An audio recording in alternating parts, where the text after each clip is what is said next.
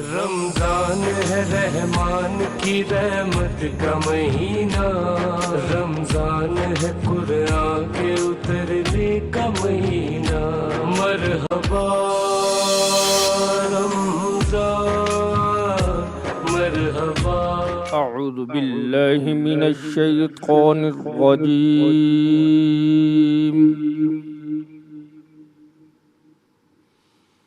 بسم اللہ الرحمن الرحیم،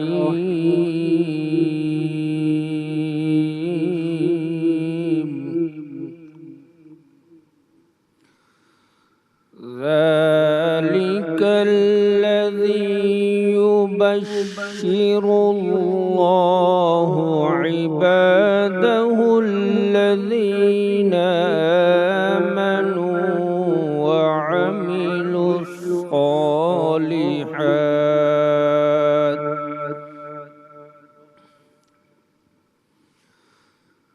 قل لا أسألكم عليه أجرا إلا المودة في القربى،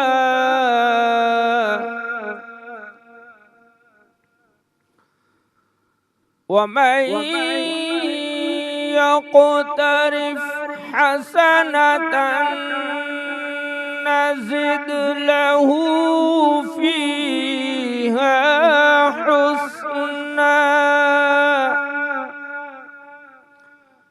إن الله غفور شكور، صدق اللہ العلی العظیم۔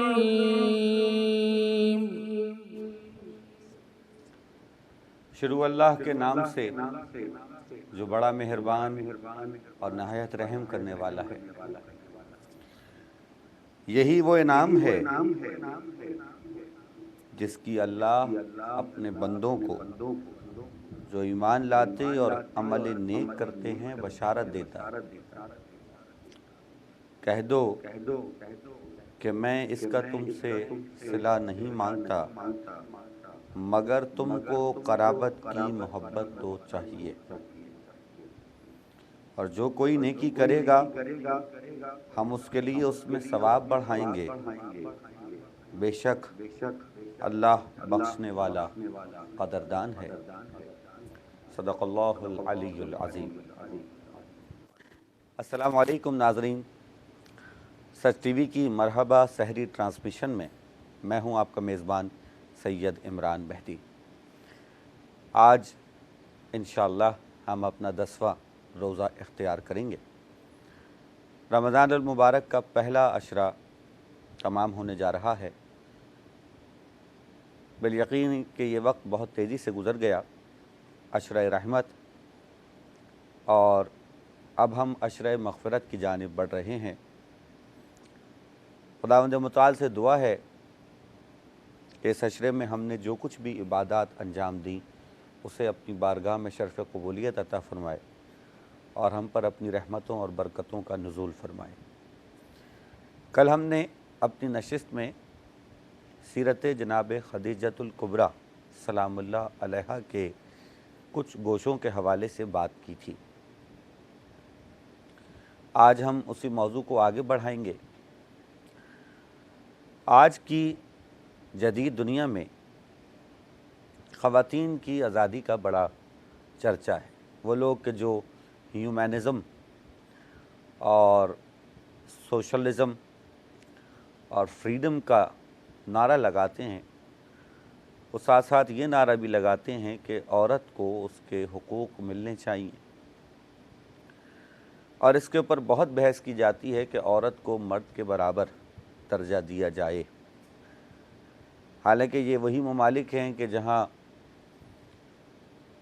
2 صدی پہلے تک یا 1 صدی پہلے تک عورت کو ووٹ ڈالنے تک کی اجازت نہیں تھی، اتنے بھی حقوق نہیں تھے۔ آج وہ ممالک اپنے آپ کو خواتین کے حقوق کا علم بردار کہتے ہیں۔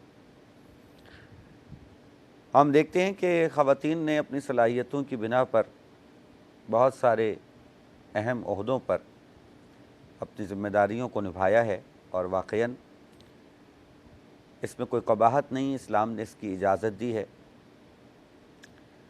مغرب نے یعنی جو ویسٹ کا کلچر ہے، انہوں نے خواتین کے آزادی کے دعوے تو بہت کیے، لیکن اس آزادی کے آڑ میں انہوں نے عورت کو تشہیر کا ایک ذریعہ بنا دیا۔ یہ بات بڑی اہم ہے کہ ان کے نزدیک عورت آج بھی ایک پروڈکٹ سے زیادہ کچھ نہیں ہے، کسی چیز کو بیچنے کا ذریعہ، دوسروں کو اپنی جانب متوجہ کرنے کا ذریعہ، اگر جدید اصطلاح میں بات کی جائے تو مارکیٹنگ ٹول سے زیادہ کوئی اہمیت نہیں ہے۔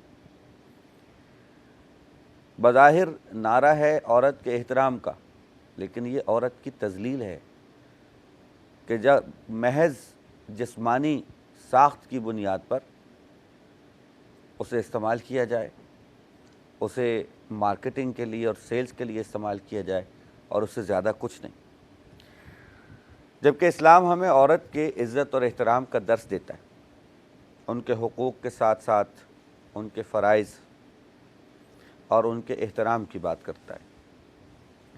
اسلام نے عورت کے تحفظ کی بات کی،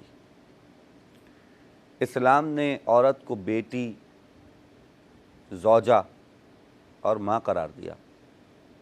بیٹی ہے تو رحمت ہے، زوجہ ہے تو تمہاری شریک ہے، اور ماں ہے تو اس کے قدموں تلے جنت ہے۔ پیغمبر اکرم صلی اللہ علیہ وآلہ وسلم جس معاشرے میں تشریف لائے جہاں بیٹیوں کو زندہ درگور کر دیا جاتا ہے، اس معاشرے میں اللہ کے رسول اپنی بیٹی کی آمد پہ کھڑے ہو جاتے ہیں، تعظیم میں بلند ہو جاتے ہیں۔ یقیناً خواتین کا اتنا احترام سوائے دین اسلام کے نہ کسی مذہب میں نظر آتا ہے، نہ کسی تہذیب میں نظر آتا ہے۔ آج ہم عورت کے مقام اور مرتبے کو سمجھنے کے لیے جناب خدیجۃ الکبریٰ کی سیرت کے حوالے سے بات کریں گے، اور اس عنوان پر بات کرنے کے لیے ہمارے اسٹوڈیوز میں موجود ہوں گے علماء کرام، جو یقیناً ہمارے لیے نہایت واجب الاحترام ہیں، اور ہم ان کے شکر گزار ہیں کہ وہ اپنی مصروفیات میں سے وقت نکال کر تشریف لاتے ہیں۔ میں تعارف کرواتا چلوں، سب سے پہلے جناب مفتی اقبال حسین نقشبندی صاحب، السلام علیکم ورحمۃ اللہ وبرکاتہ۔ بہت شکریہ آپ کی تشریف آوری کا۔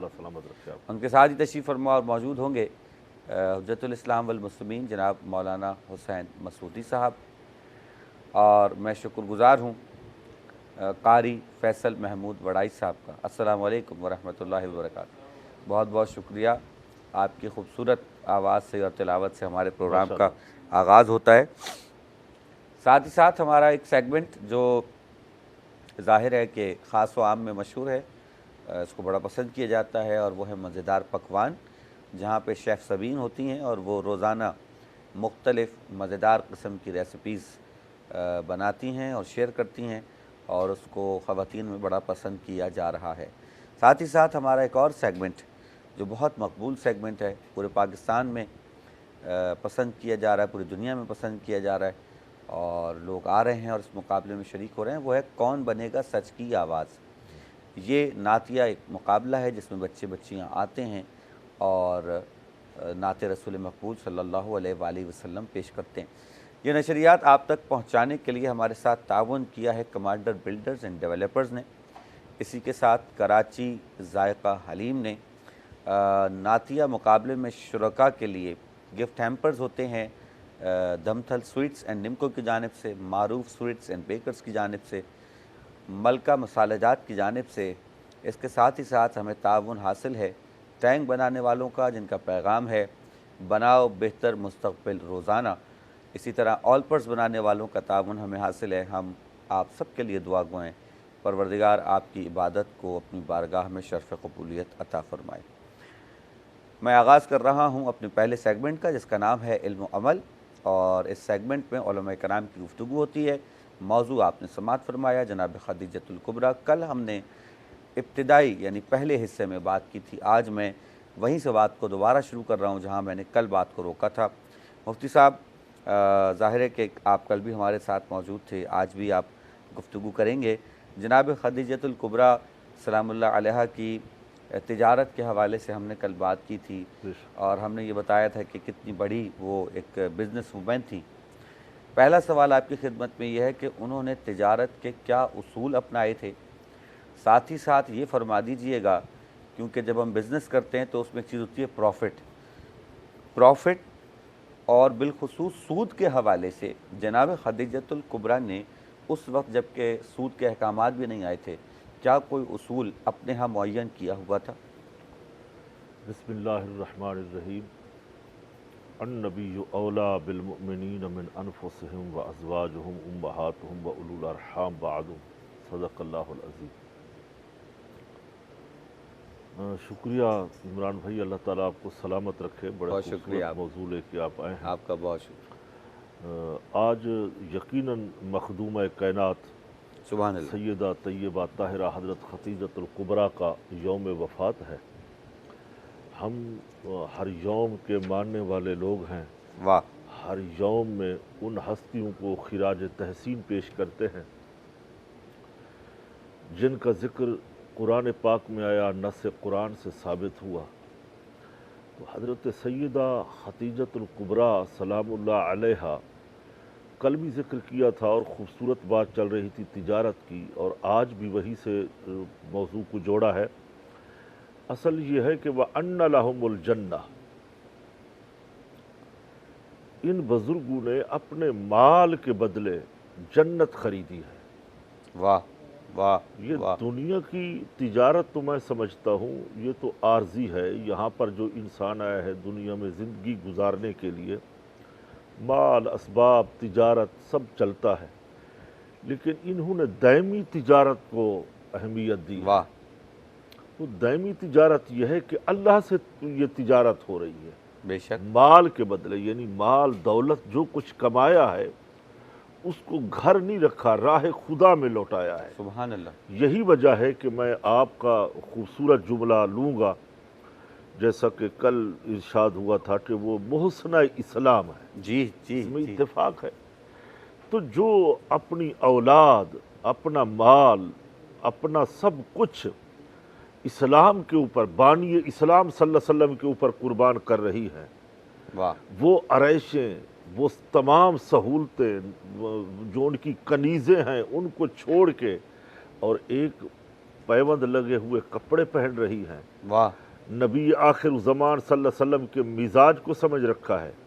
लेकिन मैं सारी बातें, वो उनकी तिजारत भी बिल्कुल पाकीज़ा थी, वाह। सूद से हट के थी, वाह। माल भी पाकीज़ा था, और वही पाकीज़ा माल अल्लाह की बारगाह में पेश करना चाहिए जो कबूलियत के दर्जे को पहुँचता है। सुभान अल्लाह। और माल हराम कबूलियत के दर्जे को नहीं पहुँचता।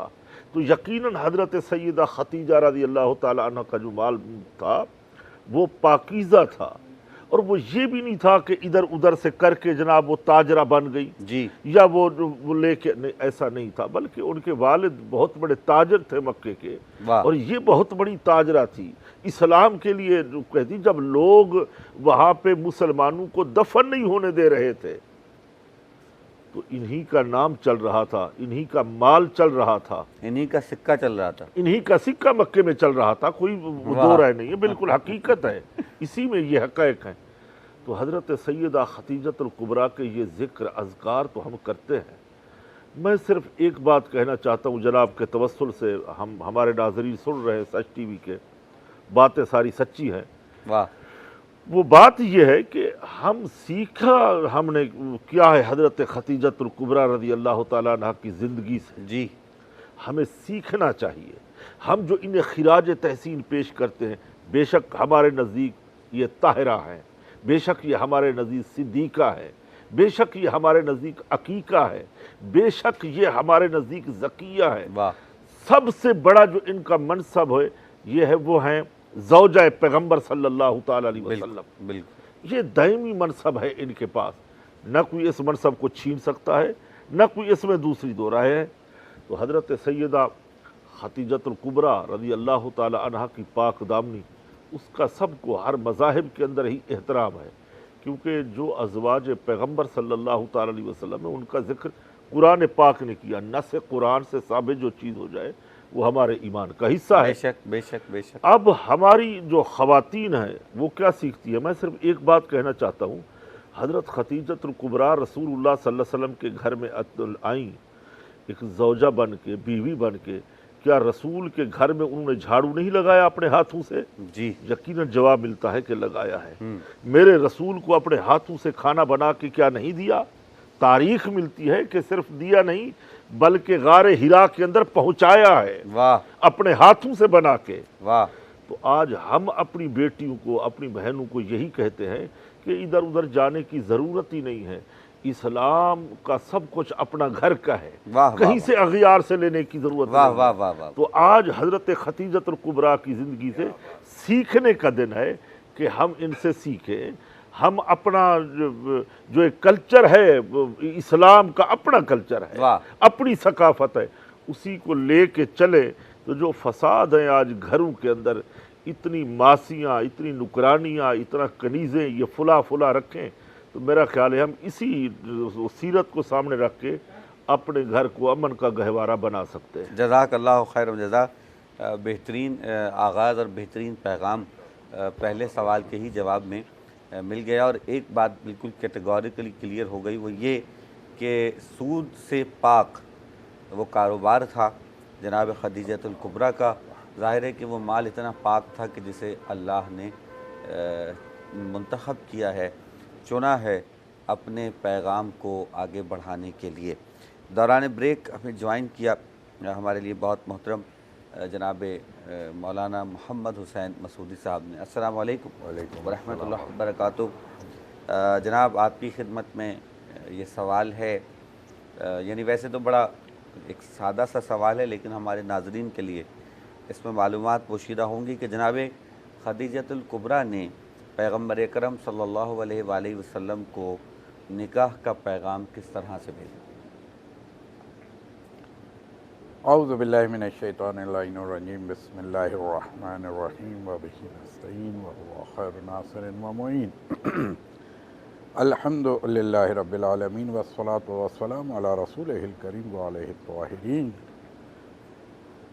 سوال تو بہت اچھا ہے، جی ہاں، لیکن میں یہ ضرور کہہ دوں گا کہ آج ہمارے جو معاشرے میں یہ ایک بحث چلتی ہے کہ ہم اور آپ یہ سمجھتے ہیں کہ رشتہ لڑکوں کی طرف سے آتا ہے، جی ہاں، لیکن میں یہاں پہ کہوں گا کہ یہ وہ سنت ہے کہ جس میں حضرت خدیجۃ الکبریٰ سے ویسے بھی اگر اسلامی لحاظ سے جب ہم دیکھتے ہیں تو خطبہ نکاح کے بعد جو صیغے جاری ہوتے ہیں تو اس میں لڑکی ہی کی طرف سے، بالکل ایسے ہی ہے۔ اور لڑکے نے تو بیچارے نے ابھی بھی قبول کرنا ہوتا ہے اور عربی ساری میں ہے نا، زندگی اس لیے قبول سب کرنا کو پتہ ہوتا ہے۔ نہیں ہے کہ وہ معاملہ کیا ہے، وہ تو عربی میں ہے تو وہ تو بس مولوی کو بلا لیتے ہیں، پڑھوا دیتے ہیں۔ تو بات یہ ہے کہ وہاں سے بات کو اگر ہم لے کے چلیں تو پھر اپنی سہیلی کہیں یا اپنی کزن کہہ لیجئے آپ ان کو، ان کے ذریعے سے رسول خدا کو پیغام بھجوایا۔ اور بات اس سے بھی آگے جب ہم جائیں گے تو یوں کہیں گے کہ جب وہ خطبہ نکاح ہو رہا ہے اس کو اگر تھوڑا سا سامنے رکھا جائے کہ پورے قریش کے سرداران جمع ہیں، اور یقیناً ان کا خیمہ بھی وہ کہ جو ریشمی تنابوں کا اور ریشمی خیمہ، اور اس کے اندر پھر کیا ہے، سارے قریش کے سردار جمع ہیں اور خود خاندان بنی ہاشم کے بزرگان جمع ہیں، اور حضرت خدیجۃ الکبریٰ کے چچا حضرت نوفل بھی وہاں موجود ہیں، یعنی گویا کہ سب وہاں جمع ہیں۔ اور وہ مرکز جو اس وقت بھی زمین کا مرکز ہی قرار پایا ہوا تھا، واہ، اسی مرکز میں ایک مرکزی مجلس ہے، اور اس مرکزی مجلس کے اندر پھر کیا گفتگو ہو رہی ہے، تو وہاں سے میں تھوڑا سا کہوں گا کہ ہم اور آپ قرآن کی تلاوت کرتے ہیں، یہ رمضان المبارک ہے اور رمضان میں یہ قرآن نازل کیا گیا، آغاز اس کا ہوتا ہے الحمدللہ رب العالمین سے، سبحان اللہ۔ اور میں کہوں کہ یہ قرآن کے نازل ہونے سے پہلے آغاز قرآن جو ہے وہ حضرت خدیجۃ الکبریٰ سلام اللہ علیہ کے نکاح کے موقع پر رسول خدا کے چچا بزرگوار نے یعنی حضرت ابو طالب علیہ الصلوۃ والسلام نے کیا کیا؟ الحمدللہ الذی جعلنا من زرع ابراہیم و ذریت اسماعیل، کہ ہمیں خداوند عالم نے نسل ابراہیم و ذریت حضرت اسماعیل میں سے قرار دیا، اور ہمارے لیے یہ جعلہ لانا کیا ہے؟ ہمارے ہی لیے اس بیت کو قرار دیا۔ یہ وہ بیت ہے جس کے گرد ساری مخلوق آتی ہے، سبحان اللہ، اہل زمین آتے ہیں، سبحان اللہ، اور یہ مرکز ہے نہ صرف عبادت کا بلکہ تجارت کا بھی مرکز ہے۔ اسے خداوند عالم نے ہمارے خاندان میں اس کی کیا ہے؟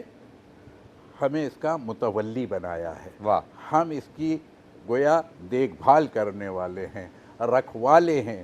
اور پھر حضرت محمد مصطفیٰ صلی اللہ علیہ وآلہ وسلم کا تعارف کرایا کہ یہ محمد ابن عبداللہ جو میرا بھتیجا ہے، یہ اہل قریش میں ایسا تمہیں کوئی نہیں ملے گا۔ جزاک اللہ خیر و جزا، ایسا تمہیں قریش میں بلکہ کائنات میں بھی کوئی نہیں ملے گا۔ سبحان اللہ۔ گفتگو کا سلسلہ یہیں سے آگے بڑھے گا، وقت ہوا چاہتا ہے ایک مختصر سے بریک کا، سچ کے ساتھ رہیے۔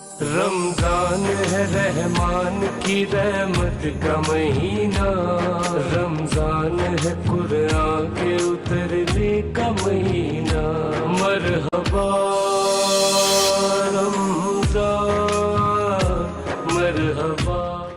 رمضان ہے رحمان کی رحمت کا مہینہ، رمضان ہے قرآن کے اترنے کا مہینہ، مرحبا رمضان مرحبا۔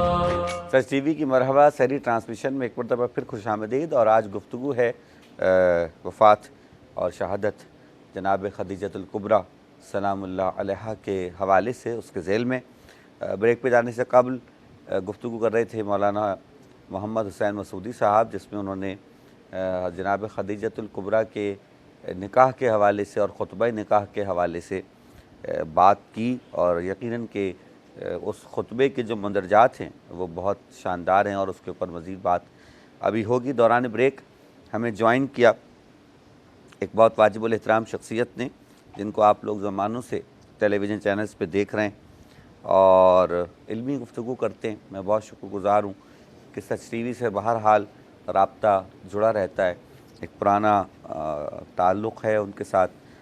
حضرت علامہ محمد امین شہیدی صاحب، السلام علیکم ورحمۃ اللہ وبرکاتہ، بہت شکریہ آپ کی تشریف آوری کا۔ سربراہ ہیں امت واحدہ پاکستان کے، اور دیگر بہت ساری خدمات ہیں۔ جناب، جیسا کہ آپ نے سنا کہ موضوع گفتگو جناب خدیجۃ الکبریٰ سلام اللہ علیہا۔ کل میں نے ایک جملہ اپنے انٹرو میں کہا تھا پروگرام میں کہ ظاہر ہے کہ ازواج سبھی شریک حیات ہیں، لیکن جناب خدیجہ وہ ہیں جو شریک مقصد حیات، پیغمبر اکرم صلی اللہ علیہ وآلہ وسلم کی شریک مقصد حیات۔ کیا ارشاد فرمائیں گے آپ؟ بسم اللہ الرحمن الرحیم۔ سب سے پہلے تو آپ کا شکریہ کہ آپ نے اس موقع پہ یاد فرمایا۔ جہاں تک حضرت ام المؤمنین خدیجۃ الکبریٰ سلام اللہ علیہا کی حیات طیبہ کے حوالے سے موضوع کا تعلق ہے، اگرچہ رسول کریم صلی اللہ علیہ وآلہ وسلم کی ازواج کی تعداد مورخین نے 15 تک لکھی ہے، اور احادیث میں بھی مختلف عناوین کے تحت جہاں پر زیادہ سے زیادہ تذکرہ ہوا ہے وہ 15 تک کا تذکرہ ہے۔ لیکن حضرت خدیجۃ الکبریٰ سلام اللہ علیہا کا جو مقام اور جو مرتبہ ہے وہ کسی اور کے ساتھ قابل قیاس اور قابل موازنہ نہیں ہے۔ قرآن کریم کی روشنی میں بھی، احادیث کی روشنی میں بھی، اور تاریخ بعثت کی روشنی میں بھی۔ اس حوالے سے حضرت خدیجۃ الکبریٰ سلام اللہ علیہا باقی تمام ازواج کی نسبت اگر دیکھا جائے تو ہمارے ہاں معروف ہے کہ رسول کریم صلی اللہ علیہ وآلہ وسلم 25 سال کے تھے جب آپ کی شادی ہوئی حضرت خدیجۃ الکبریٰ سے۔ تو اگر تاریخ پڑھیں تو اس پر تو تمام مکاتب فکر کا اور مورخین کا اتفاق ہے کہ آپ کی اور حضرت خدیجہ کی ازدواجی زندگی تقریباً 25 سال پر 25 محیط سال ہے۔ ایک طویل عرصہ ہے۔ 25 سال۔ دوسرے لفظوں میں جب انسان جوانی کے جوبن پہ ہوتا ہے اور شادی کرتا ہے تو اس کے بعد آہستہ آہستہ آہستہ آہستہ اس کی زندگی ڈھلنی شروع ہو جاتی ہے۔ جی ہاں، نبی کریم صلی اللہ علیہ وآلہ وسلم نے تقریباً 51 سال کی عمر تک اپنی ساری زندگی گزاری ہے حضرت خدیجۃ الکبریٰ کے ساتھ، دوسرا عقد نہیں کیا۔ اور اس پورے عرصے میں آپ نے کسی اور خاتون سے عقد نہیں فرمایا، جبکہ اس کے اگلے جو 11 سال ہیں جی، ان 11 سالوں میں تقریباً 14 شادیاں نقل کی گئی ہیں۔ دوسرے لفظوں میں ہر سال اگر تقسیم کیا جائے تو کوئی ایک آدھ شادی ہے، اور اس میں بھی کوئی دوسری رائے نہیں ہے کہ نبی کریم کی باقی ازواج سے شادیوں کے حوالے سے ہر ایک کے پیچھے کوئی نہ کوئی اجتماعی حکمت ہے، جی، کوئی نہ کوئی اجتماعی فلسفہ اور کوئی نہ کوئی اجتماعی وجہ پوشیدہ ہے۔ لیکن جب ہم حضرت خدیجۃ الکبریٰ کی زندگی کو دیکھتے ہیں تو وہاں پر ہمیں دوسروں سے ایک منفرد کیفیت نظر آتی ہے کہ ان 25 سالوں میں ایک ایسی شخصیت جو اس پورے جزیرۃ العرب میں ایک نمایاں حیثیت رکھتی ہے، ملکۃ العرب کے نام سے معروف ہے، دولت مندی اور اپنی زندگی کی سطح کے اعتبار سے بڑے بڑے قبائل کے سرداروں سے زیادہ ان کی حیثیت ہے، بالکل، اور سینکڑوں اونٹوں پر ان کے تجارتی قافلے ہمیشہ سفر پہ رہتے ہیں۔ اب ایک ایسی شخصیت اگر انتخاب کرے اس شخصیت کا جو بظاہر یتیم ہے، آہا، بظاہر غریب ہے، واہ، بظاہر ان کے آگے پیچھے کوئی اور نظر نہیں آتا، چونکہ یتیمی خود جو ہے قریش کے ان سرداروں کی نگاہ میں ایک معیوب چیز شمار ہوتی ہے۔ جی، اس حوالے سے احادیث ہمیں بتاتی ہیں کہ حضرت خدیجۃ الکبریٰ سلام اللہ علیہا کی زندگی کے یہ جو ایام ہیں یہ بڑے عجیب و غریب ہیں۔ یہاں پر ایک نقطہ بریکٹس میں عرض کروں کہ عام طور پر جب ہم بات کرتے ہیں تو کہتے ہیں کہ حضرت خدیجۃ الکبریٰ پہلی مسلم خاتون ہیں، پہلی موحدہ اور کلمہ پڑھنے والی۔ یہ بات ہم بھول جاتے ہیں کہ اسلام لانے والوں میں دو طرح کے لوگ ہیں، ایک وہ جنہوں نے بت پرستی کو چھوڑ کر توحید کا راستہ اختیار کیا، جی، اور دوسرا طبقہ وہ ہے جو موحد تھا اور حضرت ابراہیم کے دین پر چلتا تھا، اور جب نبی کریم نے بعثت کے بعد اپنے اس آخری دین کا اعلان کیا تو انہوں نے اسی دین توحید، دین ابراہیمی میں رہتے ہوئے نبی کریم کا کلمہ پڑھا اور توحید سے توحید میں منتقل ہوئے، کفر صحیح، سے توحید میں نہیں۔ صحیح، صحیح، نبی کریم کے آباء و اجداد اس طرح سے ہیں، امیر المؤمنین کے آباء و اجداد اس طبقے میں سے ہیں، صحیح، لہٰذا کوئی اگر یہ کہے پہلے کافر تھے بعد میں مسلمان ہوئے تو یہ بہت بڑا الزام ہے، اور ایسا نہیں ہے۔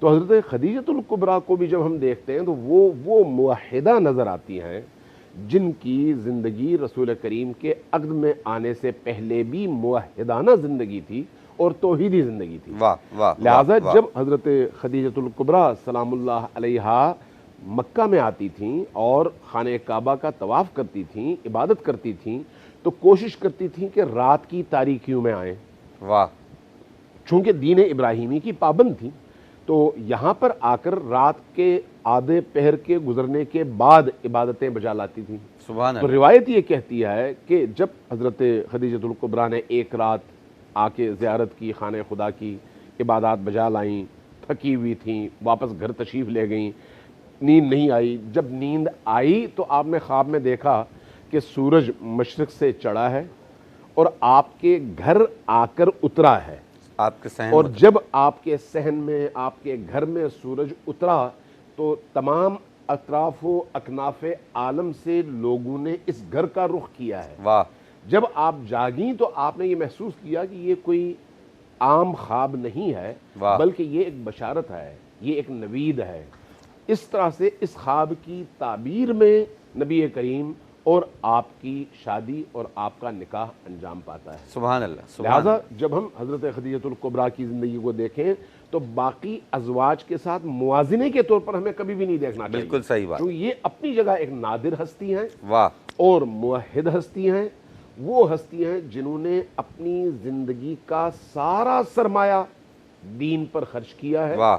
وہ جو مادی حوالے سے اعلیٰ ترین مقام پر فائز تھیں، اس اسلام اور دین کو قبول کرنے کے نتیجے میں اس مقام تک پہنچیں کہ اب گھر میں فاقے ہوتے تھے، اللہ اکبر۔ اور یہ سارا پیسہ کہیں اور خرچ نہیں ہوا، صرف اور صرف غریب انسانوں کی مدد کے لیے اور دین کے فروغ کے لیے خرچ ہوا۔ سبحان اللہ، سبحان اللہ، سبحان اللہ۔ کیا کہنے ہیں ان ہستیوں کا کہ جنہوں نے اپنا سب کچھ راہ خدا میں قربان کیا اور اس کے نتیجے میں وہ مقام پایا ہے کہ جس کا بیان ہم الفاظ میں نہیں کر سکتے۔ ہم بس اپنی سعادت کو بڑھانے کے لیے ان ہستیوں کو نذران عقیدت پیش کرتے ہیں کہ پروردگار عالم ان کے ذکر کے صدقے میں ہماری کوتاہیوں کو، ہمارے گناہوں کو بخش دے اور ہمیں بھی اپنی قربت عطا کر دے۔ یقیناً کہ خوبصورت گفتگو کا سلسلہ جاری ہے، یہ خوبصورت گفتگو جاری رہے گی۔ اس گفتگو کے دوران ہی ہمارا ایک سیگمنٹ ہوتا ہے مزیدار پکوان، اور ظاہر ہے کہ گفتگو کے ساتھ پکوان بھی ضروری ہے۔ ہمارے ہاں تو تبرک ضروری ہوتا ہے گفتگو کے بعد، تو آج ہم پوچھیں گے بھائی کیا ہے کچن میں، کیا تیاری ہے؟ السلام علیکم ورحمۃ اللہ، کیسے مزاج ہیں؟ وعلیکم السلام، بالکل ٹھیک ہوں عمران بھائی۔ جزاک اللہ، جزاک اللہ۔ آج کی ہماری ریسیپی ہم مٹن کا سالن بنا رہے ہیں۔ اچھا جی، اس میں کچھ پائے شامل ہیں اور کچھ مٹن کا گوشت شامل ہے۔ تو بیسکلی یہ کننے کے طور پہ پکایا جاتا ہے، جیسے کننا بنایا جاتا ہے اس طرح سے بنایا جا رہا ہے۔ ٹھیک ہے، ہم نے اس میں پائے جو شامل کیے ہیں تقریباً 8 عدد کے قریب پائے لیے ہیں۔ تھوڑا سا ہم نے اس میں مٹن کا گوشت شامل کیا ہے، ساتھ میں ہم نے اس میں ایک پیاز شامل کی ہے جس کو ہم نے براؤن کیا تھا، اس کے بعد اس کو گرینڈ کر کے سوتے کر لیا تھا۔ جی جی بالکل ایسا ہی ہے، اور براؤن کرنے کے بعد اس کو پیس لیں۔ پیسنے کے بعد آپ اس کا جو مسالہ جو ہمارے پاس ملکہ والوں کا موجود ہے ہم وہ استعمال کر رہے ہیں۔ اس کے اندر ایک کون سا پیکٹ مسالہ ہے؟ پائے مسالہ، پایا مسالہ، ٹھیک ہے، وہ ایک پیکٹ ہم اس میں استعمال کر رہے ہیں۔ اچھا، پیاز شامل کریں گے، اس میں بہت زیادہ پیاز کا استعمال نہیں ہوتا کیونکہ پیاز اس میں 1 عدد شامل ہوتی ہے۔ باقی ایک پیاز جس وقت ہم پائے جو ہے گلا رہے ہوتے ہیں اس وقت اس کو چڑھا دیتے ہیں۔ تو پائے ہم نے ہاف ڈن کر لیے تھے، مسالہ ہم نے بھون لیا، پائے جو ہیں وہ اب ہم اس میں مکس کر رہے ہیں۔ ٹھیک ہے، پائے بننے میں تو ویسے کافی ٹائم لگتا ہے۔ جی بالکل لگتا ہے، کیونکہ میں نے جیسے بتایا کہ پائے پہلے سے میں نے ہاف ڈن کر کے رکھے ہوئے تھے۔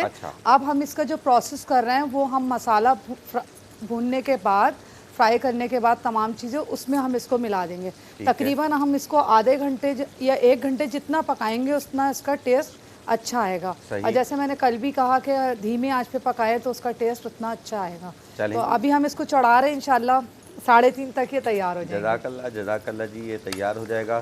ساتھ ہی ساتھ ٹینگ ہے، ٹینگ پیجیے، بناؤ بہتر مستقبل روزانہ، اور آلپرز کی کریم کا استعمال بھی آپ کے لیے مفید ہے۔ انشاءاللہ پائے تیار ہوں گے تو ہم دوبارہ جائیں گے سبین کی طرف۔ ابھی سوالات کا سلسلہ دوبارہ مفتی صاحب کی خدمت میں سوال ہے۔ جیسا کہ ارشاد فرما رہے تھے کہ قرآن پاک نے انہیں خراج عقیدت پیش کیا ہے، آپ نے گفتگو میں ارشاد فرمایا، تو فرمائیے گا کہ تبلیغ دین کے حوالے سے جناب خدیجۃ الکبریٰ سلام اللہ علیہا کی جو دولت استعمال ہوئی اس کا بالخصوص اور ان کی شخصیت کا بالعموم قرآن پاک نے کیسے ذکر کیا؟ بسم اللہ الرحمن الرحیم۔ دیکھیے، دین اسلام کی تبلیغ کا جو آغاز ہوتا ہے اس میں حضرت خدیجۃ الکبریٰ رضی اللہ تعالیٰ عنہ کا بہت بڑا اہم کردار ہے، اہم رول ہے۔ ہم غار حرا کو دیکھتے ہیں، نبی کریم علیہ السلام کی وہاں خدمت کرنا اور جانا۔ جب پہلی وحی آتی ہے اقرأ بسم ربک الذی خلق، تو نبی کریم علیہ السلام اپنے گھر میں تشریف لاتے ہیں، تو اس وقت یہ حوصلہ افزائی، یہ سارے معاملات کون کر رہی تھی؟ نبی کریم صلی اللہ تعالیٰ علیہ وسلم کی زوجہ محترمہ ام المومنین حضرت اماں خدیجۃ الکبریٰ رضی اللہ تعالیٰ عنہ۔ تو نبی کریم علیہ السلام فرماتے ہیں کہ مجھے کمبل اڑھا دو، مجھے کمبل اڑھا دو۔ کوئی فرشتہ، کوئی جبریل امین تشریف لائے تو حضرت ختیجہ اپنے چچا ورقہ بن نوفل کے پاس لے کے جاتی ہے کہ یہ ایسا مواجرہ ہے کہ آپ بتائیں کہ کیا ہے. تو انہوں نے کہا کہ مبارک ہو، یہ وہی فرشتہ ہے جو حضرت موسیٰ علیہ السلام کے پاس آتا تھا، واہ، اور جو پہلے پیغمبروں کے پاس آتا تھا. اور یہ بات بھی پہلے سے طے ہے کہ یہ علامہ شہیدی صاحب فرما رہے تھے کہ نکاح سے پہلے یہ خبریں معروف ہو چکی تھی نبی کریم علیہ السلام کے پاک دامنی کی. حضور علیہ السلام جو ملک شام کے اندر تجارت کے لیے جاتے ہیں، یہ سارے کمالات معجزات کا ظہور ہو چکا تھا. تو ان باتوں کو بھی پیش نظر رکھا گیا تھا. تو حضرت ورقہ بن نوفل نے بھی کہا تھا کہ ایسا وقت آئے گا کہ ہم دیکھ رہے ہیں اسی نبی کی بعثت کا زمانہ جو ہے وہ شروع ہو چکا ہے. تو حضرت ختیجۃ الکبریٰ رضی اللہ تعالیٰ عنہ نے یہ جو مال سارا خرچ کیا ہے اسلام کے اوپر، دین کے اوپر، ایسے آنکھیں بند کر کے نہیں، بلکہ روز روشن کی طرح یہ تھا کہ یہی وہ اللہ کا پیغمبر ہے، یہی وہ دین اسلام ہے کہ ان الدین عند اللہ الاسلام، اللہ کا پسندیدہ دین جو ہے وہ دین اسلام ہے، واہ، یعنی سلامتی والا دین ہے. واہ. تو جو آپ یہ فرما رہے تھے کہ سورج کا آنا، تو یہ تو حقائق ہیں. یقیناً حضرت یوسف علیہ السلام نے بھی خواب دیکھا، تو حضرت ختیجۃ الکبریٰ یہ خواب دیکھ رہی ہے. حضرت ابو بکر صدیق نے بھی خواب ملک شام کے اندر دیکھا کہ وہ سورج چاند میری گود میں آ رہے ہیں. تو میں سمجھتا ہوں یہ تمام خواب جو ہیں، یہ رویا اپنی جگہ پہ حق اور سچ ہیں، ان سب کا احترام ہے. تو حضرت ختیجۃ الکبریٰ جو دیکھ رہی ہیں اور جو اس خدمات کے لیے آگے کھڑی ہو رہی ہیں، تو میں یہی پیغام دینا چاہتا ہوں کہ ہمیں ان تمام باتوں کو ذہن نشی کرنا ہوگا، رکھنا ہوگا کہ شروع میں کہہ چکا ہوں کہ وَأَنَّ لَهُمُ الْجَنَّةَ، انہوں نے اپنے مال کے بدلے ہی اللہ تعالیٰ سے جنت خریدی ہے. جو پاکیزہ مال ہو، جو سوچ پاکیزہ ہو، اور جو ولولہ ہو ایک انسانیت کی خدمت کرنے کا، تو یقیناً وہ اپنے مقصد کو پا لیتے ہیں. سبحان اللہ جی، سبحان اللہ، سبحان اللہ. بہترین انداز میں وضاحت، بہترین گفتگو. یہی سوال میں جناب حسین مسعودی صاحب کی طرف لے کے جاؤں گا کہ جناب خدیجۃ الکبریٰ کی شخصیت کو اور ان کے مال کو قرآن کریم نے کیسے خراج تحسین پیش کیا؟ دیکھیں، بات وہی ہے جس کی طرف اشارہ کیا. میں تو اور آگے بڑھ کے ایک بات کہوں گا کہ جیسے کہ ابھی ایک بات ہو بھی رہی تھی کہ اعلان نبوت سے پہلے نور نبوت کو جن ہستیوں نے دیکھا وہ ان میں سے ایک حضرت ختیجۃ الکبریٰ تھی. یہ نور نبوت ہی تھی کہ جس کو دیکھ کر کے وہ مائل ہوئی ہیں اس طرف، اور اس حد تک مائل ہوئیں کہ پھر کیا ہے، خود ہی اس رشتے کی طرف آئی، اور پھر اپنا سارا مال کیا ہے، رسول اکرم صلی اللہ علیہ وآلہ وسلم کی ذات گرامی کو ہبہ کر دیا انہوں نے کہ میں اپنا سارا مال آپ کو ہبہ کرتی ہوں، آپ جہاں چاہیں خرچ کریں. یعنی خود خداوند عالم نے جو ذمہ داری دین کے پھیلانے کی اگر لی ہے تو وہ مال حضرت ختیجۃ الکبریٰ کے ذریعے سے لی، کیونکہ اس وقت ابتدائے اسلام میں یہ بات بھی مسلمہ ہے کہ حضرت ختیجۃ الکبریٰ کی جو شخصیت 25 سال، تو 25 سال میں تقریباً 10 سال ان کے وہ ہیں کہ جس کے اندر قرآن ان کے سامنے نازل ہوتا رہا. اور سب سے زیادہ اگر قرآن کا حصہ ہم دیکھیں کہ کس جگہ پر نازل ہوا، تو وہ سب سے زیادہ قرآن حضرت ختیجۃ الکبریٰ کے گھر میں نازل ہوا. واہ. مکی زندگی میں قرآن کی آیتیں آپ اٹھا کر کے دیکھ لیں، سوروں کو دیکھ لیجئے، آپ کو اندازہ ہو جائے گا کہ بیشتر حصہ قرآن جو ہے وہ مکی زندگی میں، اور وہاں پر کہاں کہ حضرت ختیجۃ الکبریٰ کے. تو میں یہ کہوں گا کہ جی ہاں، ہم ماہ رمضان المبارک میں ہیں، شاید اسی نسبت سے خداوند عالم نے رمضان المبارک میں ان کے ذکر کو زندہ رکھنے کے لیے یہ انتخاب بھی کیا کہ آج 10 رمضان المبارک ہے اور ہم ان کا ذکر کر رہے ہیں. تو انہی کے گھر میں قرآن صامت بھی نازل ہو رہا ہے، اور انہی کے گھر میں، اب میں یوں کہوں گا کہ انہی کی نسل میں قرآن ناطق بھی کیا ہے، انہی کے گھر میں آ رہا ہے، جس کا آغاز وہاں سے ہو رہا ہے کہ جو حضرت فاطمۃ الزہرا کی صورت میں ہے. تو بس میں تو کہوں گا پھر وہ جیسے کیا کہا نا کہ کیا ہے، تیری نسل پاک میں ہے بچہ بچہ نور کا. تو ہے عین نور تیرا سب گھرانہ نور کا. سبحان اللہ، سبحان اللہ جی، تو سبحان اس اللہ. حوالے سے میں پھر آگے جا کے اگر دیکھیں تو یہ بات بھی سامنے آتی ہے کہ جتنے بھی اس وقت غربا ہیں، یعنی اسلام اگر پروان چڑھا ہے تو وہ کس کے مال سے پروان چڑھا ہے؟ وہ حضرت خدیجۃ الکبریٰ کا ہی مال تھا جس نے کیا ہے غربا کو، کیونکہ اس وقت ابتدائے اسلام میں سارے غریب، کمزور، نحیف، بچے، بوڑھے آ رہے ہیں، جوانوں کو یہ توفیق نہیں مل رہی تھی اس انداز سے.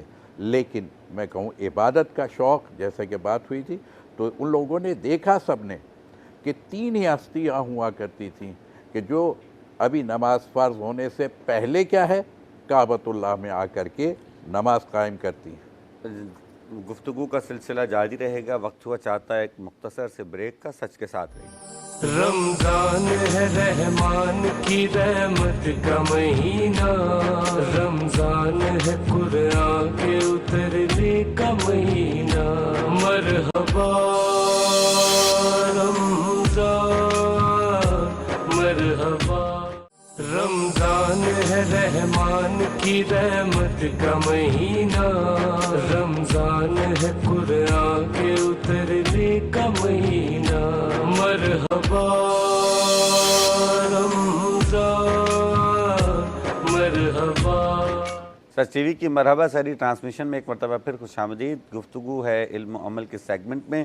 علماء کرام ہمارے درمیان موجود ہیں اور جناب خدیجۃ الکبریٰ سلام اللہ علیہ کی شخصیت کے حوالے سے تذکرہ کیا جا رہا ہے.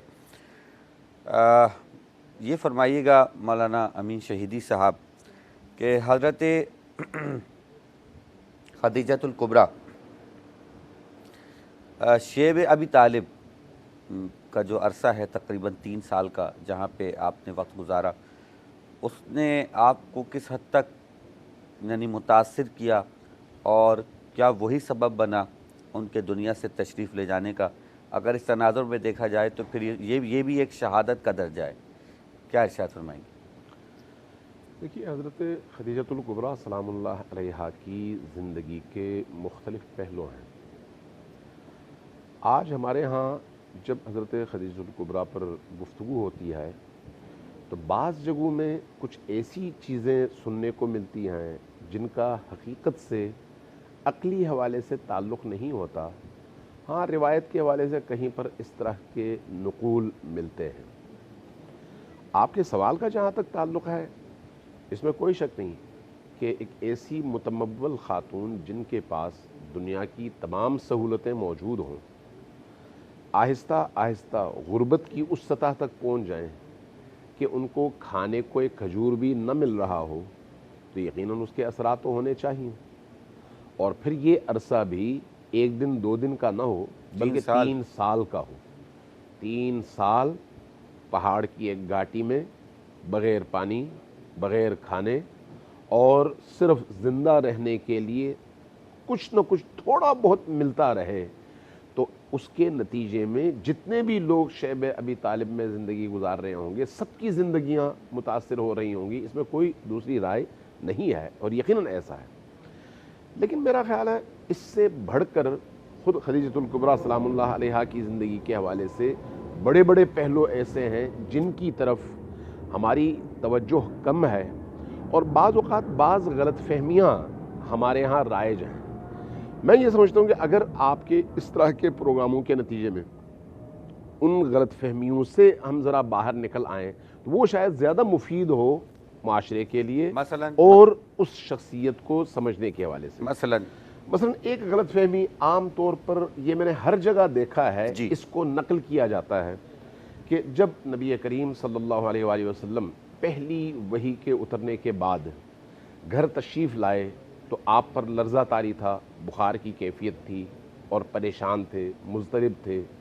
آپ کو حضرت خدیجۃ الکبریٰ نے ڈھارس دی، آپ کو حوصلہ دیا اور بڑے اچھے جملوں میں آپ کی تعریف کی، آپ کی فضیلت بیان کی اور اس کے بعد فرمایا کہ آپ کو اللہ، چونکہ آپ میں یہ صفات ہیں اس لیے آپ کو اللہ کبھی بھی تنہا نہیں چھوڑے گا، آپ گھبرائیے نہیں. یہ عام طور پر بہت زیادہ بیان کیا جاتا ہے. بعض چیزیں غلط ہوتی ہیں لیکن مشہور ہوتی ہیں، جی ہاں، اور بعض چیزیں درست ہوتی ہیں لیکن مشہور نہیں ہوتی ہیں، اس لیے وہ بات جب سامنے آتی ہے تو لوگوں کو تعجب ہوتا ہے بھئی یہ تو ہم نے کبھی سنا ہی نہیں تھا. ٹھیک. اچھا، اس کے بعد دوسرا جو واقعہ بیان کیا جاتا ہے کہ خود حضرت خدیجۃ الکبریٰ آپ کو لے کر حضرت ورقہ بن نوفل، ورقہ ابن نوفل کے پاس جی ہاں، اور وہاں پر جا کر حضرت ورقہ سے پوچھا اور انہوں نے تصدیق کی اور فرمایا کہ آپ پریشان نہ ہوں، یہ اسی طرح کے الواح ہیں یا اسی طرح کی وحی ہے جو ہمارے نبی پر اتری تھی، تو اس لیے آپ کو اللہ نبی بنا رہا ہے. جی. ایک عقلی سوال بھی ہے اور پھر حقائق کو سامنے رکھتے ہوئے بھی ہے کہ ہم جس طرح کے نبی کو پہچانتے ہیں اور ان کی نبوت پر ایمان رکھتے ہیں وہ نادان یا لا علم نہیں بلکہ آگاہ اور عالم نبی ہے. بے شک. ہم جس نبی کو اپنا نبی مانتے ہیں وہ اپنی پیدائش سے ہزاروں سال پہلے کے واقعات سے عالم، علم اور آگاہ ہے. واہ. ہم جس نبی کو اپنا نبی مانتے ہیں وہ شیعہ سنی دونوں احادیث کی روشنی میں خلقت عالم سے، اس کائنات کی تخلیق سے ہزاروں برس پہلے اللہ کی پہلی تخلیق کے طور پر معرض وجود میں آئی ہے وہ ہستی. بے شک بے ہم شک. جس نبی کو مانتے ہیں ان کے بارے میں شیعہ سنی کا اتفاق ہے کہ اول ما خلق اللہ نوری، سب سے پہلی چیز جس کو اللہ نے خلق کیا ہے وہ میرا نور ہے. اور اگلا حصہ آپ سب کو پتہ ہے انا وعلی من نور واحد، میں اس طرف نہیں جاتا. جب ہم ایک نبی کو اس حیثیت سے مانتے ہیں کہ اس دنیا میں آنے سے ہزاروں برس پہلے، اس عالم کی تخلیق سے ہزاروں برس پہلے جس کو اللہ تبارک و تعالیٰ نے خلق فرمایا ہو، وہ خود اپنی نبوت کے حوالے سے پریشانی کا شکار ہو، وہ اپنی نبوت کے حوالے سے گھبراہٹ کا شکار ہو، اور اس کو یقین دلانے کے لیے ایک مسیحی عالم آئیں اور کہیں کہ آپ گھبرائیں نہیں، آپ کو اللہ نبی بنا رہا ہے، یہ خلاف عقل بھی ہے اور خلاف نقل بھی ہے. لہٰذا اگرچہ اس میں کوئی شک نہیں، بعض مورخین نے یہ لکھا ہے اور تاریخ میں اس طرح کی چیزیں بہت ساری ہیں، لیکن اس میں بھی کوئی شک نہیں کہ اس طرح کی چیزوں کو درایت کی روشنی میں، ان معیارات کی روشنی میں پرکھنے کی ضرورت ہے کہ کس حد تک اس طرح کے واقعات حقائق سے میل کھاتے ہیں اور کس حد تک حقائق سے ٹکراتے ہیں. اس لیے ہم جس ہستی کو نبی کے طور پر مانتے ہیں ان کے بارے میں ہمارا عقیدہ من حیث مسلم یہ ہے کہ ان کی نبوت کا اعلان اگرچہ شب بعثت میں پہلی وحی کے اترنے کے بعد ہوا ہے اور اللہ نے فرمایا اقرأ بسم ربک الذی خلق، لیکن وہ پیدائشی نبی ہیں اور آگاہ نبی ہیں، اپنے منصب سے پوری طرح سے آگاہ اور عالم نبی ہیں. اس لیے کسی اور کو، اور وہ بھی کسی اور مکتب یا کسی اور دین کے عالم کو آ کر تسلی دینے کی ضرورت نہیں ہے، بلکہ ان کو عالم کی تسلی کے لیے بھیجا گیا ہے. یہ ایک پہلو ہے جس کو میرا خیال ہے ہمیں بار بار ذہن نشین بھی کر لینا چاہیے اور لوگوں تک پہنچانا بھی چاہیے. دوسرا پہلو، پتہ نہیں آپ کے اس سیگمنٹ میں کتنا ٹائم ہے، میں صرف اشارہ کر کے گزرتا ہوں. دوسرا پہلو بڑا معروف ہے، وہ بھی غلط العام ہے.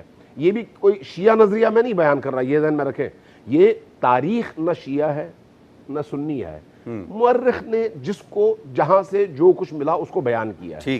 اسی طرح سے جن چیزوں کا تعلق تاریخ سے ہے اس میں ہمیں فرقوں میں نہیں پڑھنا چاہیے، بلکہ یہ دیکھنا چاہیے کہ کس نے کیا لکھا. تحقیق کا دروازہ ہم کھلا رکھیں، حقیقت تک پہنچنے کی کوشش کریں. ایک بات جو کی جاتی ہے حضرت خدیجۃ الکبریٰ سلام اللہ علیہا کے حوالے سے وہ یہ ہے، اور معروف بھی ہے، بالکل معروف ہے، تمام مسلمانوں میں معروف ہے، کہ آپ کی شادی کے موقع پر آپ کی عمر 40 برس تھی. اچھا، اگر آپ اہل سنت منابع میں بھی اور اہل تشیع کے منابع میں بھی بڑے بڑے علماء، بڑے بڑے مورخین، بڑے بڑے محدثین کو جانچنا شروع کر دیں، پڑھنا شروع کر دیں، وہ معروف جو بعض اخبارات میں مقالات آتے ہیں ان سے ہٹ کر کورس میں بھی یہی پڑھاتے ہیں. میں یہی عرض کروں، وہ جنہوں نے لکھا ہے انہوں نے کسی اینگل سے لکھا ہے نا، لیکن اگر آپ تاریخ کے ان بڑے بڑے اساتذہ اور ان ستونوں کی طرف جائیں جن کی اسلامی تاریخ میں ایک حیثیت ہے، اسی طرح سے حدیث کی دنیا میں ایک حیثیت ہے، تو آپ کو محسوس ہوگا کہ یہ بھی کوئی اتھینٹک بات نہیں ہے۔ حضرت خدیجہ الکبریٰ سلام اللہ علیہا کی شادی کے حوالے سے 3 طرح کے اقوال ہمیں ملتے ہیں۔ اچھا، ایک قول ہے آپ کی شادی کے موقع پر آپ کی عمر 25 برس تھی، اچھا، دوسرا قول ہے 28 برس تھی، ٹھیک، تیسرا قول ہے 40 برس تھی۔ اب میں آپ کو حوالے دیتا ہوں، اور حوالے سارے کے سارے اہل سنت کے بڑے بڑے علماء کے حوالے ہیں۔ دیکھیے پہلا حوالہ حضرت ام المومنین کی شادی کے حوالے سے ہشام ابن عروہ کی روایت ہے۔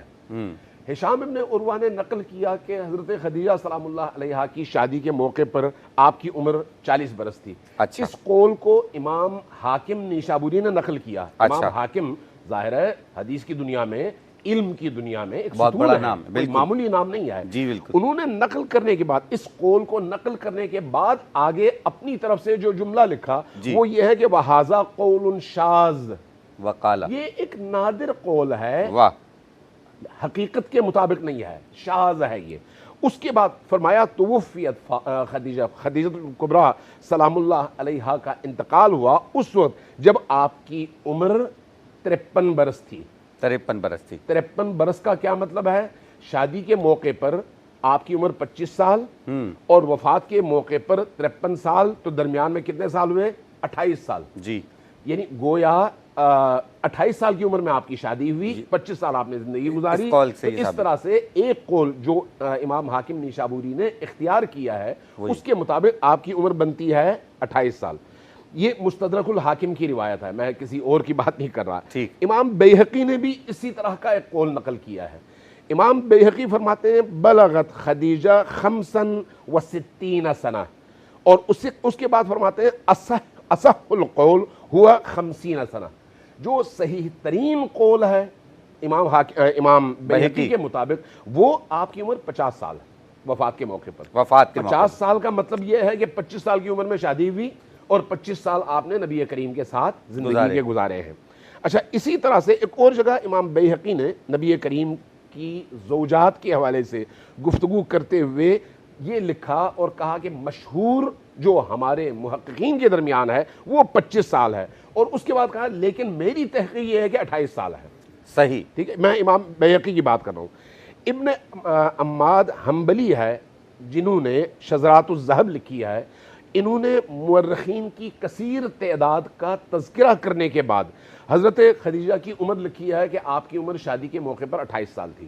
اچھا، ٹھیک ہے، اسی طرح سے حاکم نیشابوری نے ابن اسحاق جو ایک بہت معروف سیرت نگار ہے، جی بالکل، ان کا حوالہ دیتے ہوئے قبول کیا اپنی اس تحریر میں، کہا کہ ان کے اس حوالے کو میں قبول کر رہا ہوں، ان کی عمر شادی کے موقع پر 28 سال تھی۔ بلازری نے، بلازری کوئی معمولی انسان نہیں ہے، جی، بلازری نے بھی اسی عمر کو لکھا اور کہا کہ ان کی عمر 28 سال تھی۔ ابن سعد، ذہبی، اربلی، یہ 3 شخصیات وہ ہیں جنہوں نے حضرت ابن عباس سے یہ روایت نقل کیا ہے، ابن عباس سے، اور اس میں کہا ہے کہ خدیجہ الکبریٰ سلام اللہ علیہا کی عمر شادی کے موقع پر 28 سال تھی، اور 28 سال کی عمر میں وہ نبی کریم کے عقد میں آئیں۔ اب یہاں تک جتنے بھی میں نے حوالے اقوال نقل کیے یہ سارے کے سارے اہل سنت کتاب، ان میں اب ہمارا جو مکتب تشیع کے مورخین ہیں، ان میں جو عصر حاضر کے ایک بہت بڑے مورخ ہیں جنہوں نے الصحیح من سیرت النبی لکھی ہے، جعفر مرتضیٰ عاملی لبنان کے ہیں، انہوں نے ابن شہراشوب اور احمد بلازری اور سید مرتضیٰ سے ان روایات کو نقل کرتے ہوئے لکھا ہے کہ آپ کی شادی کی عمر جو ہے 28 سال تھی، اور جب آپ نے شادی کی اس وقت وہ باکرہ تھی۔ باکرہ، یہاں تک انہوں نے لکھا ہے۔ کہنے کا مطلب یہ ہے کہ بعض چیزیں معروف ہوتی ہیں، مشہور ہو جاتی ہیں، ٹھیک، لیکن حقائق سے اس کا کس حد تک تعلق ہے اس کو تحقیق کے ذریعے سے جاننے کی ضرورت ہے۔ بہت بہترین بات، یہ بہت بہترین اختلافی مسئلہ نہیں، فکری حوالے سے، تاریخی حوالے سے ضرور ہے، فرقہ وارانہ مسئلہ نہیں ہے۔ بہترین بات ہے، بہترین بات۔ ذرا باکرہ کا مطلب بھی بتا دیں میرے جیسے طالب علموں کے لیے، باکرہ کیونکہ بہت سارے لوگ دیکھ رہے ہیں، تو یہ بتائیے باکرہ کا کیا مطلب ہے؟ یعنی جب آپ کی نبی کریم سے شادی ہوئی تو اس سے پہلے آپ کی کوئی شادی نہیں تھی، ٹھیک، پہلی شادی ہوئی ہی نبی کریم سے ہے صلی اللہ علیہ وآلہ وسلم۔ یہ ان ہستیوں نے لکھا ہے جن کا میں نے بلازری کا میں نے حوالہ دیا، ابن شہراشوب کا حوالہ دیا اور سید مرتضیٰ کا حوالہ دیا۔ ان 3 شخصیات نے اس قول کو چنا ہے اور اس کو قبول کیا ہے.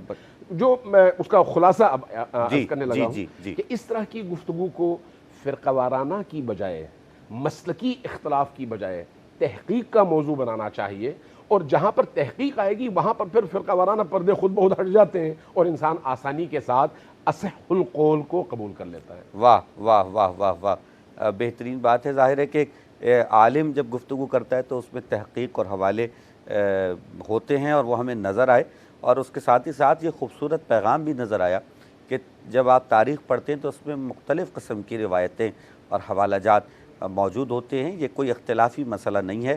مختلف لکھنے والوں نے مختلف روایتیں لکھی ہیں، لیکن جو روایت عقلاً زیادہ قابل قبول ہو اسے قبول کرنا چاہیے، اور ان علماء کے حوالے موجود ہوں کہ جن سے ہم نے باقی بھی روایتیں لی ہیں تو ان روایات کو ہمیں قبول کرنا چاہیے. اس میں کسی جھگڑے کی یا کسی ناراضگی کی کوئی بات نہیں ہے. بڑے احسن طریقے سے جناب آپ نے بڑی تحقیق کے ساتھ ایک بہت بڑے مسئلے کو بیان کر دیا. میں آپ کا بہت بہت شکر گزار ہوں. اور اسی کے ساتھ ہی وقت ہوا چاہتا ہے ایک مختصر سے بریک کا. بریک کے بعد واپس آئیں گے اور انشاءاللہ اپنے گفتگو کے سلسلے کو یہیں سے آگے بڑھائیں گے. سچ کے ساتھ آئیے. رمضان ہے رحمان کی رحمت کا مہینہ، رمضان ہے قرآن کے اترنے کا مہینہ. مرحبا رمضان مرحبا. رمضان ہے رحمان کی رحمت کا مہینہ، رمضان ہے قرآن کے اترنے کا مہینہ. مرحبا رمضان مرحبا. مرحبا سحری ٹرانسمیشن میں ایک مرتبہ پھر خوش آمدید. خوبصورت گفتگو جناب خدیجۃ الکبریٰ سلام اللہ علیہا کی سیرت کے حوالے سے ہو رہی تھی، اور بہت بہترین تحقیق جناب محمد امین شہیدی صاحب کی مستند ترین حوالوں کے ساتھ انہوں نے پیش کیا، جس کے لیے ہم ان کے شکر گزار ہیں کہ ہم جیسے طالب علموں کو بہت کچھ سیکھنے کا موقع ملتا ہے جہاں کہیں بھی جناب تشریف فرما ہوتے ہیں. دوران بریک ہمیں جوائن کیا ایک بہت محترم شخصیت نے. میں روز تعارف کرواتے ہوئے کہتا ہوں کہ یہ بہت پیاری شخصیت ہیں، میرے دل کے بہت قریب ہیں. اس کی ایک وجہ تو یہ ہے کہ یہ نعت رسول مقبول پڑھتے ہیں، اور دوسری وجہ یہ ہے کہ یہ اتنے ہی اچھے انسان بھی ہیں. جناب وسیم عباسی صاحب السلام علیکم. وعلیکم السلام. کیسے مزاج ہیں آپ کے؟ بڑا کرم ہے جناب. تذکرہ ہے جناب خدیجۃ الکبریٰ سلام اللہ علیہا کے حوالے سے، تو اگر کوئی کلام آپ کے ذہن میں ہو تو آپ پیش فرمائیے. کیا سخی ہیں وہ محمد کے گھرانے والے، کیا سخی ہیں وہ محمد کے گھرانے والے، گھر کے گھر مرضی مولا پہ لٹانے والے، گھر کے گھر مرضی مولا پہ لٹانے والے. دین مٹ جاتا اگر خون نہ دیتے اپنا، دین مٹ جاتا اگر خون نہ دیتے اپنا. میرے محبوب محمد کے گھرانے والے، میرے محبوب محمد کے گھرانے والے. آمنہ پاک مبارک ہو تیرا چاند تجھے، ہیں تیرے چاند پہ قربان زمانے والے، ہیں تیرے چاند پہ قربان زمانے والے. میری دھڑکن کا وظیفہ ہے درود اور سلام، میری دھڑکن کا وظیفہ ہے درود اور سلام، ارے کیا بگاڑیں گے بلا میرا زمانے والے، میرے سرکار کا میلاد منانے والے، سج گئے آقا کی محفل کو سجانے والے۔ سبحان اللہ، سبحان اللہ، سبحان اللہ۔ خوبصورت کلام، ہمیشہ کی طرح بہت عقیدت اور محبت کے ساتھ پڑھا۔ یقیناً کہ آواز کا اچھا ہونا ایک بات، لیکن اس میں جب عقیدت شامل ہو جائے تو پھر اس کا مزہ دوبالا ہو جاتا ہے۔ اس کے ساتھ ہی ساتھ ہم اس سے قبل کے گفتگو کو آگے بڑھائیں، میں چاہوں گا کہ جا کے دیکھیں کہ کچن میں جو ریسیپی تھی وہ کہاں تک پہنچی ہے۔ جی جناب، کیا صورتحال ہے؟ جی صورتحال یہ ہے کہ پائے تیار ہو گئے ہیں؟ ٹھیک ہے، میں سرو کر دیتی ہوں۔ چلیں، واہ،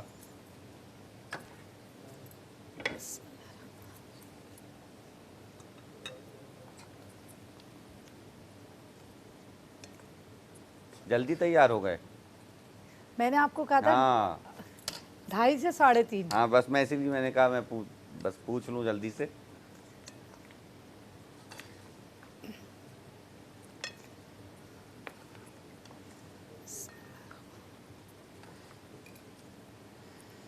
اور یہ جتنا دیر پکتے ہیں اس کے اندر روغن بھی اتنا اچھا آتا ہے، ٹھیک ہے، اور اس کا جو ذائقہ ہوتا ہے وہ بھی بہت اچھا ہوتا خوشبو ہے۔ بہت اچھی آ رہی ہے، اس کا کوئی شک نہیں ہے۔ بہت شکریہ۔ ہاں، یہ پیاس بڑھائیں گے بھائی، پائے اگر سحری میں کھائے جائیں تو اس کے ساتھ ہمارے پاس ٹینک ہے۔ وہ کہہ رہی ہیں ٹینگ ہے ہمارے پاس بھائی، جی بالکل، پیاس کا ابھی ہم نے انتظام کیا ہوا ہے، ٹینگ۔ جی ٹھیک ہے، اور آخر میں اس کو ہم ہرا دھنیا اور ادرک اور ساتھ میں لیمن، لیمو، جی نیبو، باقی یہ کہ آپ اپنی پسند سے اس کو استعمال کر ٹھیک سکتے ہے ہیں۔ جی، ٹھیک ہے، اور اگر آپ کو پسند ہو تو اس میں اوپر سحری مرچیں بھی ڈال لیں، وہ بھی بہت سارے لوگ ڈالتے ہیں۔ اچھا جی، ایک چیز اور، گرم مسالہ پسا ہوا تھوڑا سا، گرم مسالہ، جی دیکھیں میری بات کہنے سے ان کو یاد آیا۔ جزاک اللہ، بہترین خوشبو آ رہی تھی، بہترین پائے تیار ہیں۔ وسیم بھائی قریب بیٹھے، ان کو اور زیادہ خوشبو آ رہی ہوگی۔ جزاک اللہ، بس تھوڑی سی دیر کی زحمت اور۔ چلیں جی، پائے تیار ہو گئے اور ایک پریزنٹیشن ہو جائے گی اور گفتگو کا سلسلہ دوبارہ سے جوڑتے ہیں۔ جی جزاک اللہ، بہت شکریہ، بہت شکریہ۔ اچھا جی، گفتگو اپنے اختتامی منزلوں تک آ گئی ہے اور ظاہر ہے کہ دامن وقت میں گنجائش کم ہوتی ہے۔ جو سوال اختتامی میں آپ کی خدمت میں کرنا چاہ رہا ہوں وہ یہ کہ جناب خدیجۃ الکبریٰ سلام اللہ علیہا کی رحلت کے بعد رسول اکرم کے لیے صلی اللہ علیہ وسلم کے لیے مکے میں رہنا کتنا مشکل ہو گیا کہ آپ کو ہجرت کرنا پڑی، یعنی اسی سال رسول جو ہیں وہ دنیا سے ہجرت فرماتے ہیں۔ وقت چونکہ کم ہے، میں چاہوں گا تینوں صاحبان سے اس پہ میں کمنٹ لے لوں۔ جی بسم اللہ الرحمن الرحیم۔ دیکھیے کہ نبی کریم صلی اللہ علیہ وسلم کی ہجرت کا جو حکم ہے وہ تو خدا بزرگ و برتر نے دیا ہے۔ ٹھیک، اگرچہ یہ پہلے باتیں مشہور تھیں کہ آپ کی قوم آپ کو یہاں سے نکال دے گی، لیکن حضرت خدیجۃ الکبریٰ کے وصال کے بعد یقیناً وہ زندگی کے نشیب و فریز آتے تو ہیں، یہ سارے معاملات ہوئے، مگر ہجرت کا جہاں سے تعلق ہے وہ محدثین علماء نے لکھا ہے کہ اللہ تعالیٰ کے حکم سے آپ صلی اللہ تعالیٰ علیہ وسلم نے مکے کو خیر باد کہا، یہاں تک ملتا ہے کہ آپ جاتے ہوئے بار بار بیت اللہ شریف کی طرف دیکھتے اور ارشاد فرماتے کہ اگر میری قوم مجھے اس شہر سے نہ نکالتی تو میں اپنے آباء و اجداد کے شہر کو ہرگز نہ چھوڑتا۔ تو میں سمجھتا ہوں کہ ایک جو کامل بیوی ہو، زوجہ ہو، اس کے وصال کے بعد رسول خدا صلی اللہ تعالیٰ علیہ وسلم نے ساری زندگی ایک بیان فرمایا کہ خدیجۃ الکبریٰ اس زمانے کی میری زوجہ ہے کہ جب ہم مصائب کے اندر تھے، تکلیفوں میں تھے، باقی جتنی ازواج آئی ہیں وہ ان دنوں میں آئی ہے جب ہم یہ سکھی کے زمانے میں تھے، آرام میں تھے۔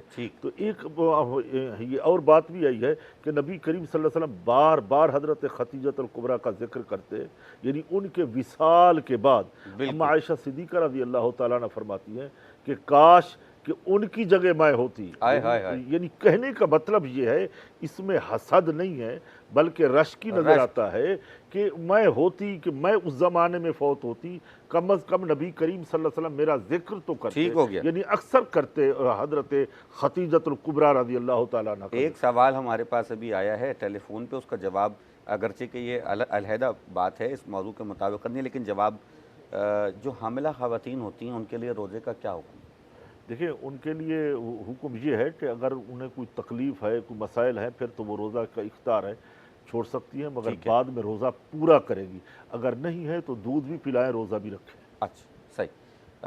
مسعودی صاحب وقت کم ہے، آپ بھی اس بارے میں کچھ ارشاد فرمائیے، پھر شہیدی صاحب کی جانب جاؤں گا کہ ہجرت کے یعنی کا جو موقع ہے اس کا کتنا تعلق ہے رحلت جناب خدیجہ الکبریٰ کا؟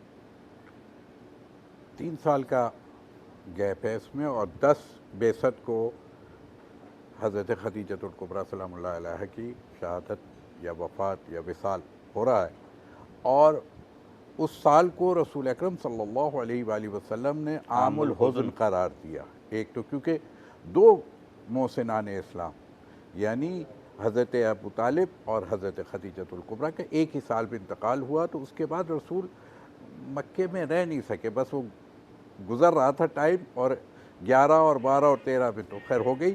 یہاں پہ میں ایک بات ضرور کہنا چاہوں گا کہ جن لوگوں نے، یعنی ان میں حضرت خدیجہ الکبریٰ سلام اللہ علیہ کی ذات کہ حل جزاء الاحسان الا الاحسان کی منزل یہ ہے کہ انہوں نے اپنا سارا مال، اپنی ساری زندگی اور اپنی جان بھی جب اسلام کے لیے قربان کی، تو وہ محسنہ اسلام بنی ہے، اور اس کے نتیجے میں خداوند عالم نے یہ جو ملکۃ العرب ہم اور آپ کہتے ہیں کہ وہ ملکۃ العرب تھیں، اور انہوں نے اپنی کیا ہے سب کچھ قربان کر دیا اسلام کے لیے اور رسول کے لیے اور خدا کے لیے، تو خدا نے ان کی نسل میں، پھر میں یہ ضرور کہوں گا کہ جی ہاں، اب آپ ملکۃ العرب تھیں، ہم آپ کی بیٹی کو سیدۃ النساء العالمین بنا کے اس دنیا میں رکھیں گے اور آخرت میں اٹھائیں گے۔ سبحان اللہ، سبحان اللہ، سبحان اللہ۔ بہترین قربانی کا جذبہ شرط ہے، قربانی کا جذبہ شرط ہے، بہتر، بہت بہتر۔ مولانا امین شہیدی صاحب، جناب آپ سے بھی یہی سوال ہے، پہلے اگر آپ میرے سوال کا جواب بھی دے دیں جو سوال آیا، تاکہ دونوں طرف کا ورڈکٹ آ جائے، پھر آپ شہزادی کے ذکر پہ گفتگو کو ہم تمام کر دیں گے، کچھ شہادت کا تذکرہ بھی کر دیجیے گا۔ یہ سوال آیا ہے ہمارے پاس ٹیلی فون پہ کہ یہ جو حاملہ خواتین ہوتی ہیں ان کے لیے روزے کا کیا حکم ہے؟ دیکھیے، روزہ ظاہر ہے مریضوں پر فرض نہیں ہے۔ ٹھیک ہے۔ ایک خاتون اگر حمل کی وجہ سے خود کمزوری محسوس کرے اور روزے کی وجہ سے اس کے بچے کو نقصان ہونے کا اندیشہ ہو، مناسب، تو اس صورت میں ڈاکٹر کی تشخیص کے مطابق، مناسب، آپ کی اپنی تشخیص نہیں، ڈاکٹر اگر یہ کہے کہ روزہ رکھنے سے آپ کی نقاہت اور کمزوری بچے کو نقصان پہنچائے گی، اس لیے روزہ نہ رکھیں، تو پھر اس خاتون پر روزہ واجب اور فرض نہیں ہے، وہ اب روزہ کھائے گی، لیکن جب بچے کی ولادت کے بعد وہ صحت مند ہو جائیں گی تو پھر ان روزوں کی وہ قضا بجا لائیں گی جو انہوں نے رمضان المبارک میں نہیں رکھے۔ بالکل وہی، بالکل وہی، ٹھیک۔ اچھا جی، دوسرا جہاں سوال تک حضرت خدیجہ الکبریٰ سلام اللہ علیہا کا تعلق ہے، دیکھیے یہ خاتون یہ عظیم ترین ہستی ہیں، سبحان اللہ۔ ابھی قبلہ مولانا نے بڑے خوبصورت انداز میں مفتی اقبال حسین نقشبندی صاحب، جی ہاں، باقی امہات المؤمنین کی نگاہ میں خدیجہ الکبریٰ سلام اللہ علیہا کے مقام کی طرف اشارہ فرمایا، اور یہ اس میں کوئی شک نہیں کہ بخاری شریف میں بھی، مسلم میں بھی، باقی کتابوں میں بھی اس حوالے سے بڑی روایات ہیں۔ حضرت خدیجہ الکبریٰ سلام اللہ علیہا اللہ تبارک و تعالیٰ کا انتخاب ہے، بے شک۔ یہی وجہ ہے کہ اسد الغابہ فی معرفت الصحابہ میں جی اور الاصابہ فی معرفت الصحابہ دونوں اصحاب پیغمبر کے تعارف کے حوالے سے ہے، چاہے وہ اصحاب خواتین میں ہوں یا مردوں میں. اس طرح کی روایات دونوں نے نقل کی ہیں، اور دونوں شیعہ نہیں ہیں، دونوں اہل سنت ہیں. دونوں نے یہ نقل کیا ہے کہ اللہ تبارک و تعالیٰ نے اس زمین میں سے 4 خواتین کا انتخاب کیا ہے. سبحان اللہ. ان 4 خواتین میں پہلی حضرت خدیجہ ہیں، واہ. دوسری حضرت فاطمہ الزہرا سلام اللہ علیہا ہیں جو اسی بی بی کی بیٹی ہیں. تیسری حضرت مریم بنت عمران سلام اللہ علیہا ہے. جی. اور چوتھی زوجہ فرعون ہے، بالکل، حضرت آسیہ. اس طرح کی روایات متعدد موجود ہیں جن کو فریقین نے نقل کیا، تشیع میں بھی موجود سب نے، ہیں ٹھیک ہے. اور اہل سنت میں بھی موجود ہیں. اس حوالے سے حضرت خدیجۃ الکبریٰ سلام اللہ علیہا نے جو زندگی کے نشیب و فراز گزارے ہیں مکہ کی سرزمین میں، پیغمبر اسلام کے ساتھ جو کھڑی رہیں اس کی بہت بڑی قیمت ان کو دینی پڑی ہے، بہت بڑی قیمت. واہ واہ. ارد گرد کے تمام قبائل کی خواتین جو کبھی ان کی خادمائیں ہوا کرتی تھیں، کبھی ان کے سامنے سر تعظیم خم کیا کرتی تھیں، تسلیم خم کیا کرتی تھیں، کبھی ان سے ملنے کی آرزو رکھا کرتی تھیں، ان کا الزام یہ ہوتا تھا کہ تم نے یتیم عبداللہ سے شادی کر کے ہماری ناک کٹوائی ہے. اللہ اکبر. اور اس کے نتیجے میں آہستہ آہستہ آہستہ آہستہ بائیکاٹ، سوشل بائیکاٹ، قطع تعلق ایک ایسے مرحلے تک پہنچا کہ حضرت خدیجۃ الکبریٰ سلام اللہ علیہا اپنی اس تمام عظمت کے ساتھ اکیلی رہ گئیں. اللہ اکبر. نہ آپ کے گھر کسی خاتون کا آنا جانا ہوتا تھا اور نہ آپ کسی کے گھر جا سکتی تھیں.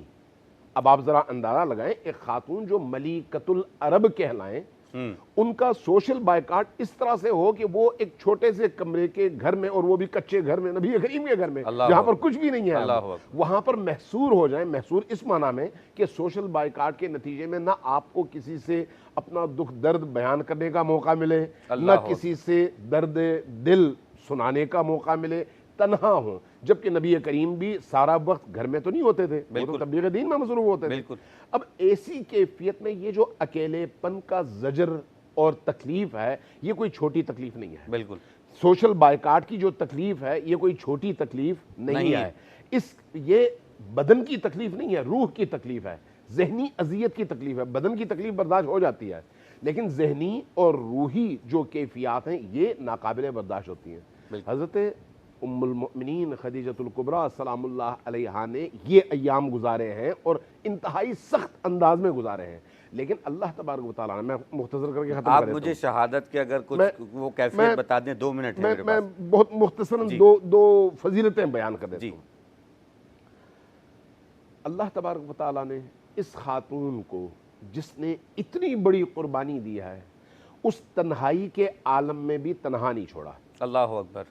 اللہ نے جب حضرت فاطمہ الزہرا سلام اللہ علیہا کی صورت میں سیدۃ نساء العالمین عطا کرنا چاہا تو اس ہستی کو عطا کیا. سبحان اللہ. اور یہ روایات شیعہ اور سنی دونوں کے ہاں موجود ہیں، میں نے پڑھی ہے کہ ایک دن نبی کریم صلی اللہ علیہ وآلہ وسلم جب گھر میں تشریف لائے تو آپ نے دیکھا کہ ام المومنین خدیجہ کسی سے گفتگو فرما رہی ہیں. تو آپ نے پوچھا خدیجہ گھر میں کوئی ہے نہیں، آپ کس سے گفتگو کر رہی ہیں؟ فرمایا میں اپنے شکم میں موجود اس فرزند سے گفتگو کر رہی ہوں جس کو اللہ نے میرا مونس اور میرا ہمدم قرار دیا ہے. سبحان اللہ سبحان اللہ سبحان اللہ. اس خاتون کے انتقال اور وصال کی تاریخ ہے آج. جی. اب آپ نبی کریم کی کیفیت کا اندازہ لگائیں گے. جب کوئی نہ تھا تو نبی کریم کے لیے دوست بھی وہ تھیں، ہمدرد بھی وہ تھیں، پشت و پناہ بھی وہ تھیں، اور مالی حوالے سے سب سے بڑی سپورٹر بھی وہ تھیں.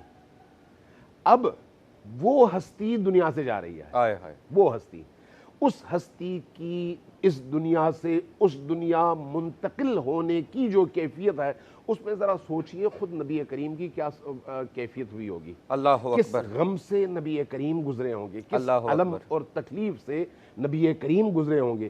اس لیے نبی کریم کو جب حضرت خدیجۃ الکبریٰ سلام اللہ علیہا کی رحلت کی خبر ملتی ہے تو آپ نہ صرف اشک بہانے سے اپنے آپ کو روکتے نہیں ہیں، بلکہ پوری امت کو جو اس وقت امت نبی ہے اس کو مخاطب کر کے فرماتے ہیں کہ اب 1 دن 2 دن 3 دن نہیں، 365 دن ہم سب مل کر کیا بات؟ 2 شخصیات کا غم منائیں گے، 2 شخصیات کا سوگ منائیں گے، سبحان اور ان میں پہلی شخصیت حضرت ام المؤمنین خدیجۃ الکبریٰ سلام اللہ علیہا ہے، اور دوسری شخصیت حضرت ابو طالب ہیں۔ تو یہ حضرت ابو طالب کا مقام ہے، اور یہ حضرت خدیجۃ الکبریٰ۔ سبحان اللہ، سبحان اللہ۔ میں بہت شکر گزار جناب مفتی اقبال حسین نقشبندی صاحب آپ کا، مولانا حسین مسعودی صاحب آپ کا، مولانا محمد امین شہیدی صاحب آپ کا، آپ نے قیمتی وقت نکالا اور بہت پرکیف گفتگو کی، آپ کا بہت بہت شکریہ۔ یقیناً کہ ایک بہت غم کا مرحلہ ہے رسول اکرم صلی اللہ علیہ وآلہ وسلم کے لیے اور ان کی بیٹی جناب فاطمہ الزہرا سلام اللہ علیہا کے لیے، جو اس وقت ظاہر ہے کہ بہت کم سن ہی تھیں، اور اس وقت بھی یعنی وقت شہادت ان کو وصیت کی تھی جناب خدیجۃ الکبریٰ نے کہ تم اپنے بابا کا بہت خیال رکھنا۔ وہی وصیت جیسے کہ جناب خدیجۃ الکبریٰ نے وصیت کی اپنی بیٹی کو، تو جب جناب زہرا دنیا سے جا رہی تھیں تو انہوں نے وصیت کی اپنی بیٹی جناب ثانی زہرا کو، اور وہ وصیت یہ تھی کہ تم میرے حسین کا خیال رکھنا۔ اور دونوں بیویوں نے اپنی ماؤں کی وصیتوں کو نبھایا ہے، اور کیا خوب نبھایا ہے۔ ہمارا درود و سلام ہو ان ہستیوں پر۔ ایک مختصر سا وقفہ، دوبارہ حاضر ہو۔ رمضان ہے رحمان کی رحمت کا مہینہ، رمضان ہے قرآن کے اترنے کا مہینہ، مرحبا رمضان مرحبا۔ رمضان ہے رحمان کی رحمت کا مہینہ، رمضان ہے قرآن کے اترنے کا مہینہ، مرحبا رمضان مرحبا۔ مرحبا سحری میں ایک مرتبہ پھر خوش آمدید۔ میں ہوں آپ کا میزبان سید عمران مہدی۔ وقت ہوا چاہتا ہے اس سیگمنٹ کا جس کا سبھی کو بے چینی سے انتظار رہتا ہے، بشمول میرے۔ میں بھی انتظار کرتا ہوں اس سیگمنٹ کا جو بہت ہی مقبول سیگمنٹ ہے، اور اس کا نام ہے کون بنے گا سچ کی آواز۔ یقیناً اس مقابلے میں نعت رسول مقبول صلی اللہ علیہ وآلہ وسلم پیش کرنے کی سعادت حاصل کی جاتی ہے، اور مقابلہ بس اس بات کا ہے کہ یہ دیکھا جائے کہ کون سا ثناخواں کتنے ادب کے تقاضوں کو پورا کر رہا ہے۔ ججز یہ ذمہ داری پوری کرتے ہیں۔ میں ججز کا تعارف کرواتا چلوں، ہمارے درمیان موجود ہیں۔ ابھی آپ نے ان کی نعت بھی سنی، ان کا کلام بھی سنا، اور ان کو آپ جانتے ہی ہیں کیونکہ وہ ہمارے پینل کا مستقل حصہ ہیں۔ جناب محمد وسیم عباسی بھائی، السلام علیکم ورحمۃ اللہ۔ جزاک اللہ۔ انہی کے ساتھ تشریف فرما اور موجود ہیں، ان کو کل بھی آپ نے ہماری ٹرانسمیشن میں دیکھا، جناب سجاد علی درویش، السلام علیکم۔ وعلیکم السلام۔ جزاک اللہ خیر جزا۔ اور ان کے ساتھ ہی تشریف فرما اور موجود ہیں محترمہ ذل ہما صاحبہ، السلام علیکم ورحمۃ اللہ وبرکاتہ۔ آپ کی اجازت ہو تو مقابلہ شروع کیا جائے۔ اچھا جی، میں ملتمس ہوں سید احسن شاہ سے کہ تشریف لائیں اور بارگاہ رسالت مآب صلی اللہ علیہ وآلہ وسلم میں نذرانہ عقیدت پیش کریں۔ سید احسن شاہ موجود ہے؟ بیٹا آئیے، جلدی سے آئیے، اتنا سوچنے کی میں سمجھے کہ کوئی اور ہے سید احسن شاہ۔ جوتو کوئی بات نہیں، چلے آ جائیں۔ یہ حسن ہی یہی ہے سارا۔ بیٹا سینٹر میں ادھر تھوڑا سا پیچھے ہو جاؤ، بس چلے۔ جبھی میری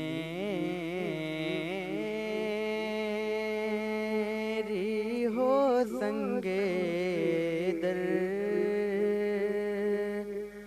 تمہارا یا رسول اللہ، یہی ہے ایک جینے کا سہارا یا رسول اللہ، یہی ہے ایک جینے کا سہارا یا رسول اللہ۔ دکھا دو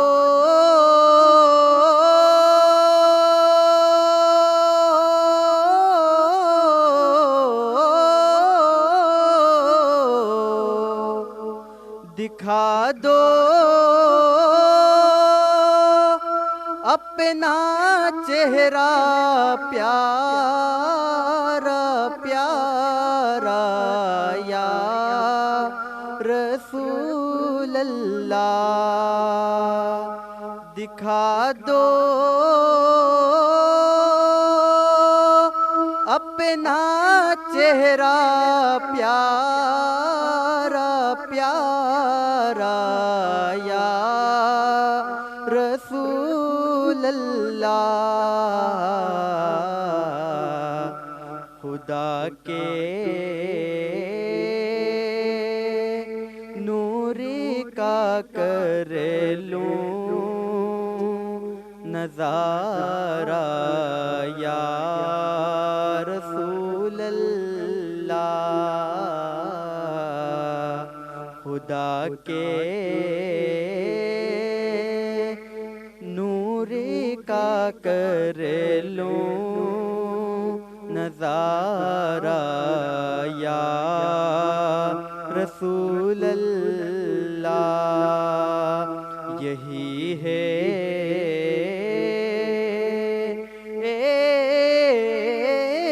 ایک جینے کا سہارا یا رسول اللہ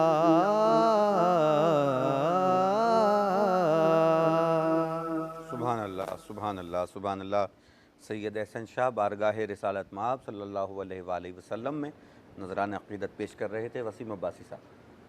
جی اچھا کلام تھا اور ابتدا انہوں نے اچھی کی، مگر جب یہ انترے میں پہنچے تو بہت زیادہ سر لگانے کے چکر میں کلاسیکل انداز بہت زیادہ دکھانے کے چکر میں ان کا آؤٹ ہوا سر اور انترا اچھے طریقے سے نبھا نہیں سکے۔ پھر جب واپسی اینڈ کرنے لگے تو اس میں بھی زیادہ سر دکھا رہے تھے یہ کلاسیکل انداز میں، وہاں پہ بھی بے سرے ہوئے۔ محنت کی ضرورت ہے ٹھیک، اور زیادہ بیٹا جگہ نہ لگائیں آپ۔ آپ کو نیچے بھی بتایا تھا ہم نے کہ سیدھا سیدھا پڑھتے تو بہت اچھا پڑھتے آپ، مگر بہت ہی زیادہ آپ نے جگہ لگائی۔ محنت جاری رکھیں ٹھیک ہو اور حوصلہ افزائی تو ہم نے بچوں بالکل بالکل وہ تو اپنی جگہ ہے۔ جی سجاد صاحب، اچھی نعت کا انہوں نے آغاز کیا تھا، پر یہ کہ سر کی چکروں میں یہ اپنے سر سے آؤٹ ہو گئے، اور نعت ایسی چیز ہے کہ جتنا سیدھا پڑھا جائے اتنی خوبصورتی ہے۔ تو بس یہ کہ انہوں نے سٹارٹ اچھا لیا، اس کے بعد یہ سر کی چکروں میں یہ بگڑ گئے۔ تو یہ کہ انشاءاللہ محنت کریں گے تو انشاءاللہ امید ہے جاری رکھیں۔ بگڑی ہوئی بنتی ہے بات مدینے میں، کیا کہنے، مدینے والے کا ذکر کریں گے تو انشاءاللہ برکتیں ملیں گی۔ سبحان اللہ۔ جی ذل عمر صاحبہ، جی بالکل، انہوں نے جب اسکیل ہائی تھا تو انہوں نے وہاں لوز کیا ہے، اچھا تو اس کی یہ کہ کوشش کی جائے، کلام تو اچھا تھا، ٹھیک تو محنت ٹھیک کی ہو گیا ضرورت ہے۔ ٹھیک ہو گیا ٹھیک ہو گیا جی بیٹا، جزاک اللہ جزاک اللہ۔ مائک در جی میں ملتمس ہوں مقابلے کی اگلی شریک محترمہ اقرا کنول سے۔ اقرا کنول تشریف لائیے اور اپنے حصے کی عبادت انجام دیں۔ محترمہ اقرا کنول۔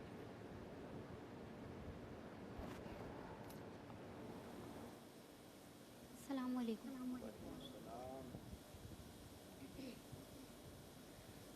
اس روی کے سامنے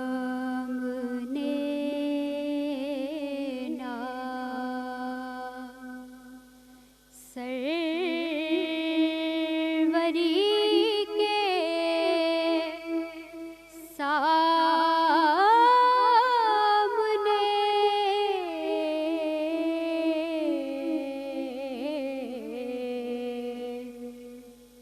ہاتھ پھیلاؤ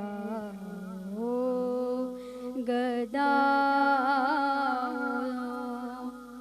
تم نبی کے سامنے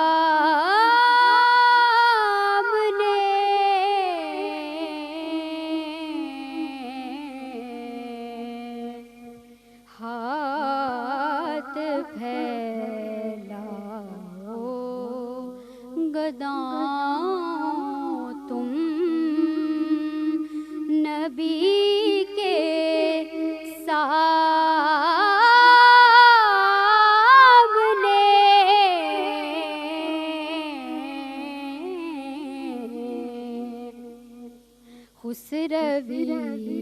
के सामने ना कौन है जो भीख दे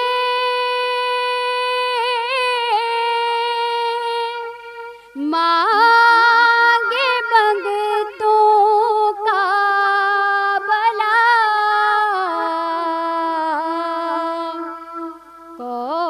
कौन है जो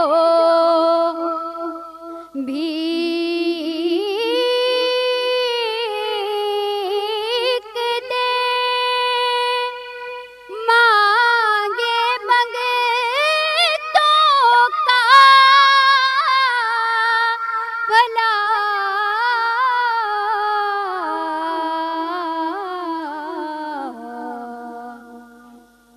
लाओ तो ऐसा सखी मेरे सखी के सामने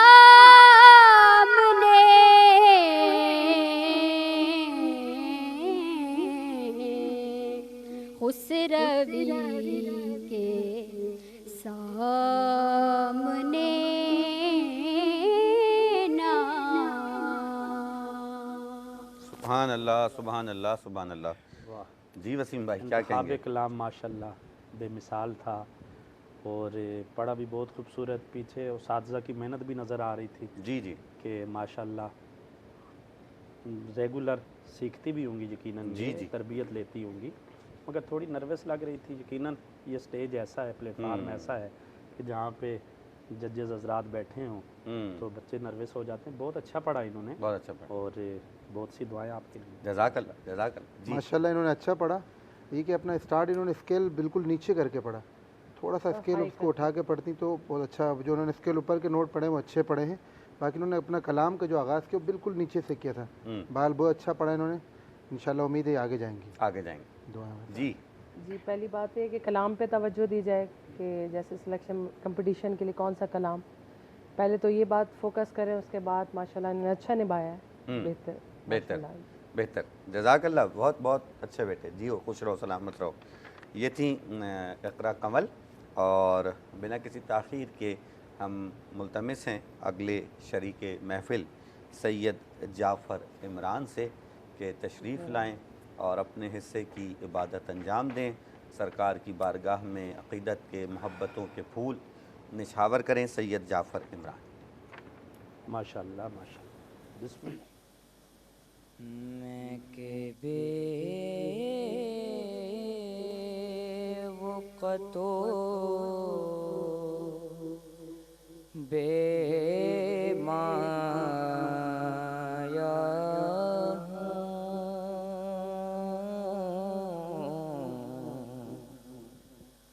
मैं के बे वक़्तो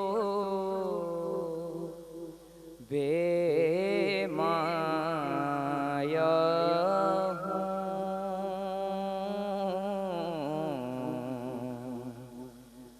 तेरी महफ़िल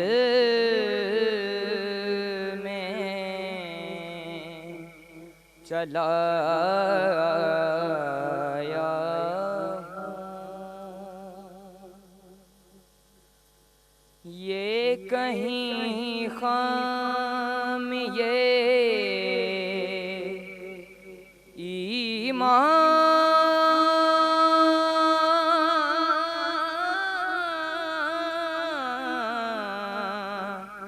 ही न हो,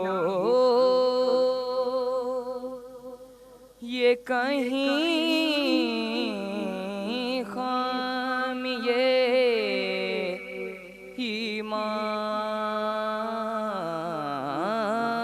ही न हो। मैं मदीने से पलट आया हूँ,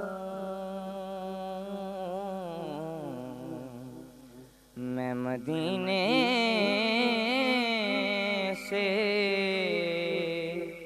پلٹ آیا ہوں،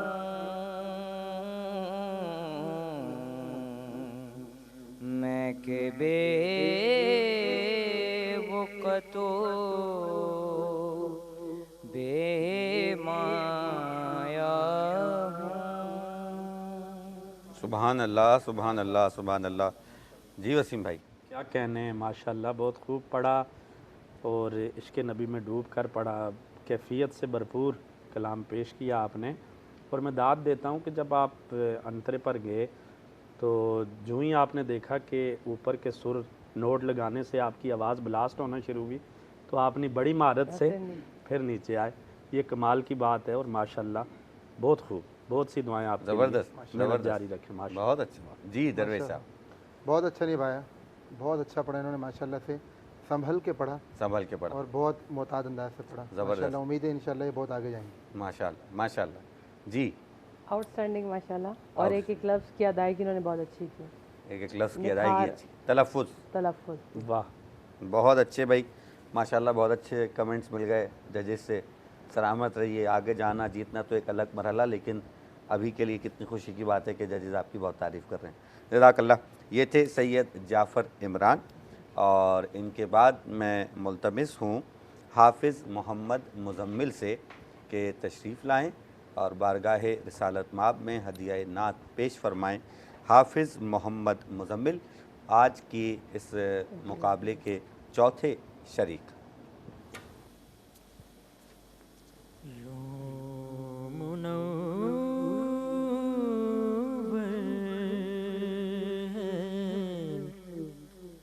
یہ دل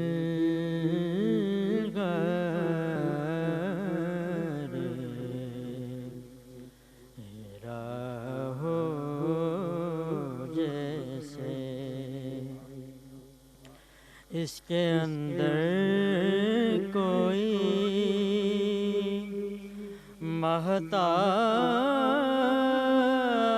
مہتاب رہا ہو جیسے اس کے اندر کوئی مہتاب رہا ہو جیسے یوں منور ہے دل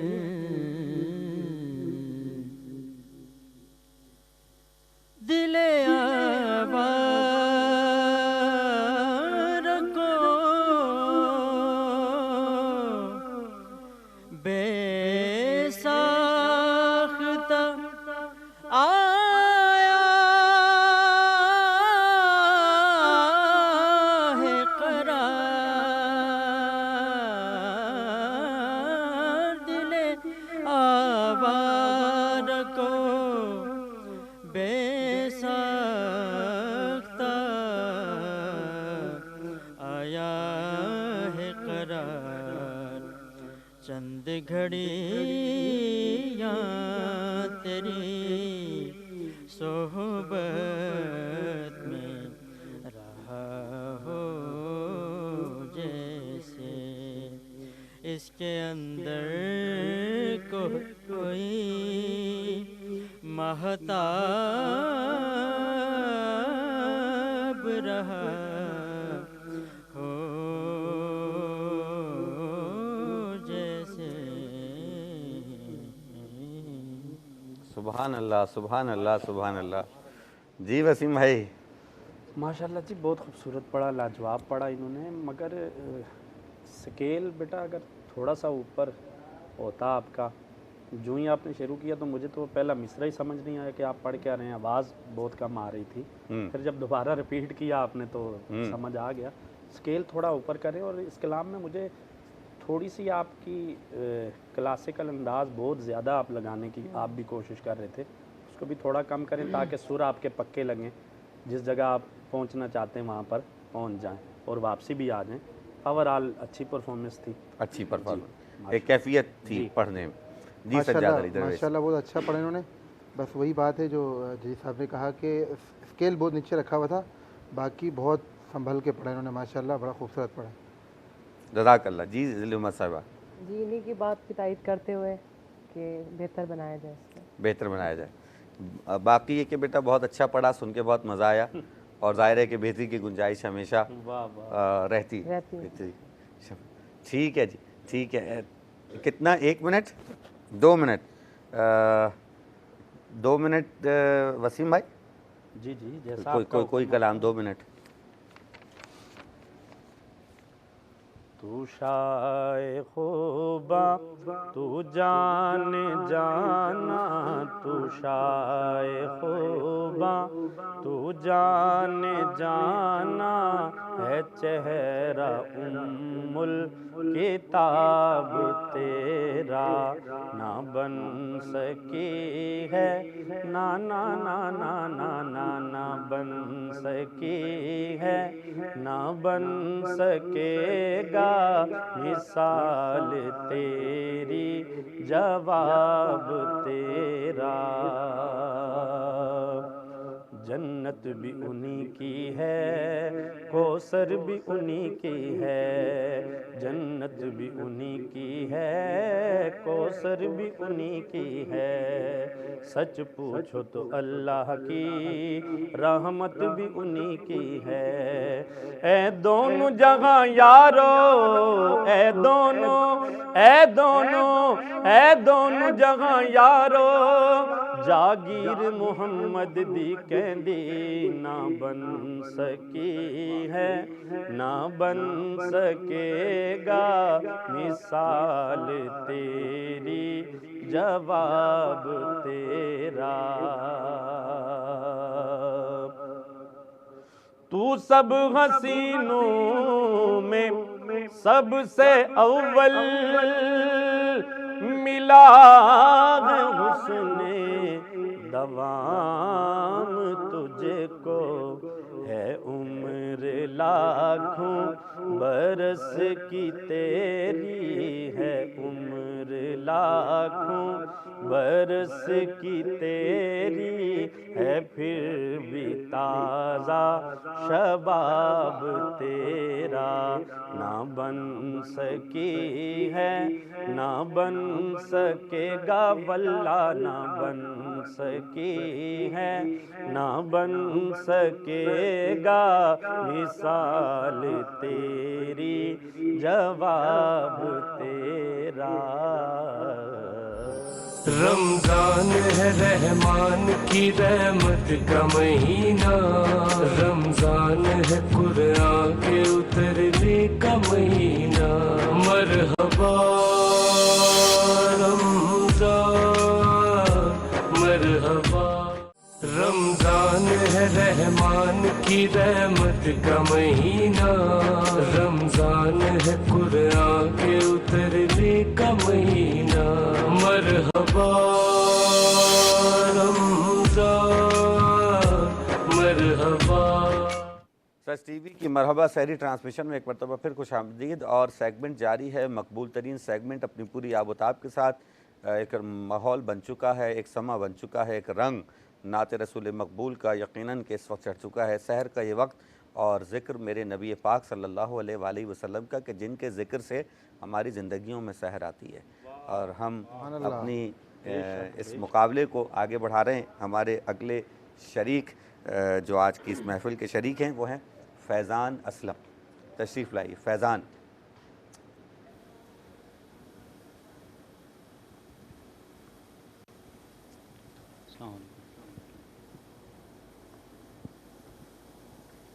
زہے مقدر حضور حق سے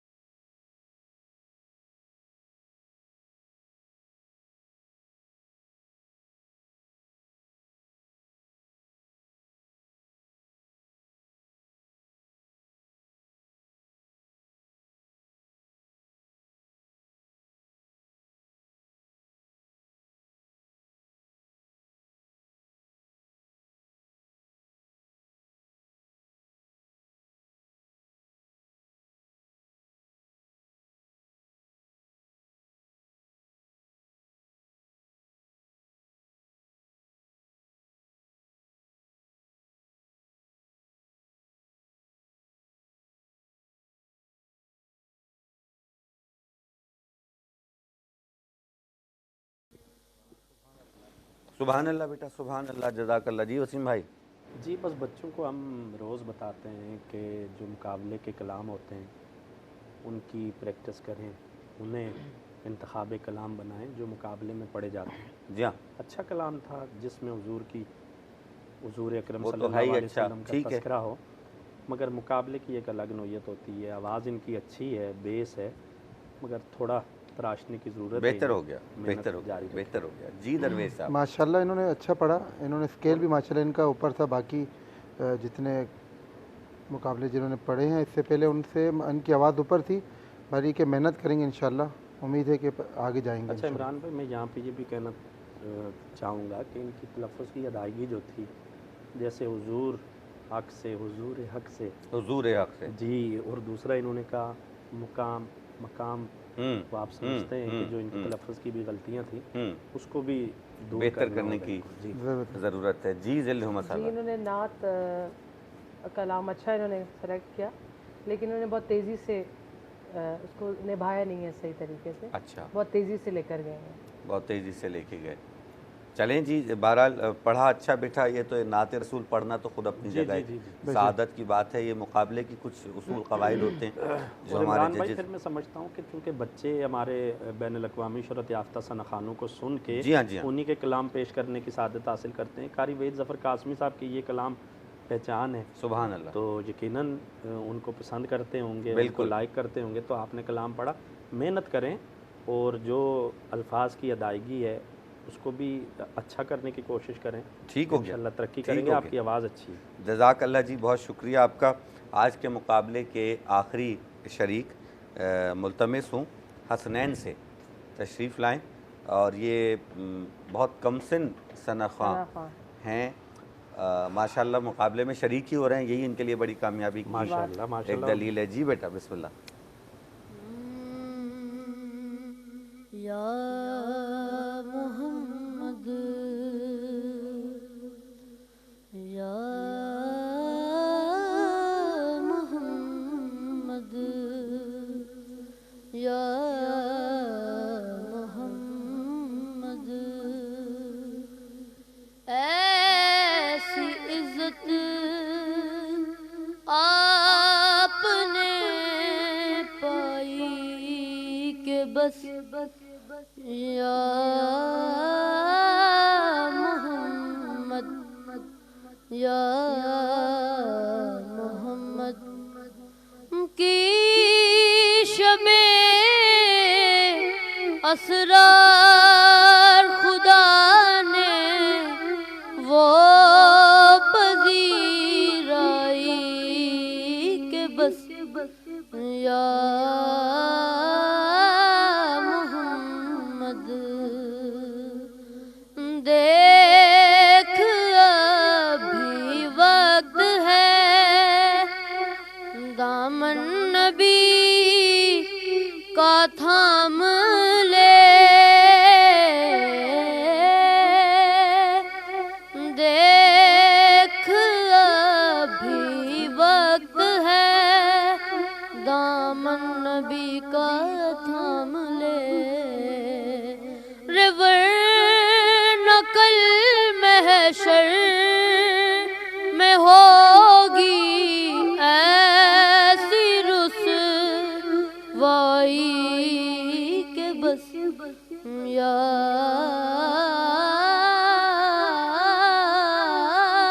मोहम्मद या मोहम्मद। सुभान अल्लाह, सुभान अल्लाह, सुभान अल्लाह। ये जब आए थे तो मैं कह रहा था कि बस इनका आना ही बहुत है, मगर ये नात तुमने ऐसी निभाई कि बस हद हो गई। बहुत अच्छा पढ़ा, सलामत रहे। क्या कहेंगे वसीम भाई? माशाल्लाह, जिस सलीके से और जिस खूबसूरती के साथ इन्होंने ये कलाम पढ़ा, और जो इब्तदा की तो इनका जो वो खर्च था, जो आवाज़ थी, तो उसने हमें हिला दिया, मजबूर कर दिया था। और फिर जिस तरीके से अस्थाई खूबसूरती के साथ निभाई इन्होंने, जब अंतरे में गए कोई जवाब नहीं, और आवाज़ को जहाँ पर लेके जा रहे थे उसको तो वो जैसे पानी अपना रास्ता बनाता है, वाह वाह वाह, उसी तरीके से मैंने कहा ना, नात ऐसी निभाई कि बस। हाँ हाँ हाँ। और सरकार के वो जो शेर इन्होंने पढ़ा कि दामन नबी का दामन थाम नबी ले, का तो थाम ले। माशाल्लाह बेटा उसी दामन को पकड़े रखो, खूब तरक्कियां करोगे। और माशाल्लाह जितने भी सना खानों ने पढ़ा उनके लिए भी एक रोल मॉडल की सुभान हैसियत अल्लाह, रखते सुभान हैं। अल्लाह, ये क्या बहुत बात, खूबसूरत क्या है, बात। माशाल्लाह। जी माशाल्लाह बहुत अच्छा पढ़ा इन्होंने, बहुत अच्छा निभाया। मीर साहब की इन्होंने याद ताज़ा कर दी। वाह, ये कलाम वाह। उनका मुश्किल कलाम था, ये बच्चे ने बहुत अच्छी तरीके से अच्छा, ये निभाया। कौन से शायद मुजफ्फर वारसी साहब हैं उनका लिखा हुआ? ये मीर हसन मीर साहब का कलाम है। सरोज अच्छा, साहब का आगा लिखा हुआ सरोज है। साहब। ठीक, माशाल्लाह। ये मीर हसन साहब का पढ़ा हुआ कलाम। हाँ, बहुत ठीक हो। अच्छा पढ़ा। खुदा आपको सलामत रखे इंशाअल्लाह। मीर साहब का दुआएं कलाम आपके पढ़ना ही साथ। मुश्किल होता है। बहुत मुश्किल है, हाँ। उन्होंने और बहुत अच्छा कलाम पढ़ा। जो नात गो शायर आगा सरोज साहब, जी उन्होंने जी, भी उन्होंने कमाल कमाल कर इन्होंने दिया। स्टार्ट किया, मैं समझे शायद ये नहीं कर पाएंगे। माशाल्लाह इन्होंने बहुत कमाल निभाया। बहुत ऊंचा खुदा पढ़ आपको दिया। सलामत रखे। सलामत रहे। जी जिले बाजी। इस कलाम को पढ़ना आसान काम नहीं है, इन्होंने बहुत निभाया माशाल्लाह, हक बेहतरीन अदा पढ़ा। किया आपने, माशाल्लाह। और इस नन्ही सी जान ने काफ़ी कमाल कर दी। चलें जी, बहुत सारी तारीफ़ें आपने समेट ली हैं। जज़ाकल्लाह खैर, सलामत रहें, आबाद रहें। और यहाँ पर आकर हमारा आज का जो मुकाबला है वो तमाम हुआ।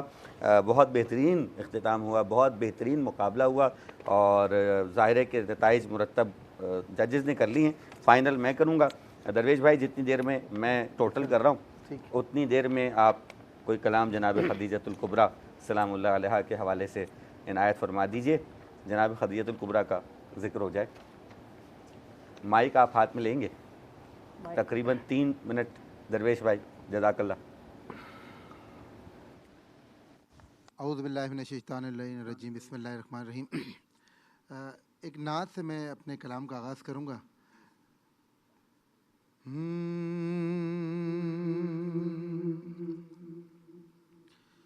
कि मेरे दिल में ही याद मोहम्मद, मेरे दिल में ही याद मोहम्मद, मेरे होठों पे ज़िक्रे मदीना, कि ताजदारे हरम के करम से आ गया जिंदगी का करीना, मेरे दिल में याद मोहम्मद, कि मैं गुलामाने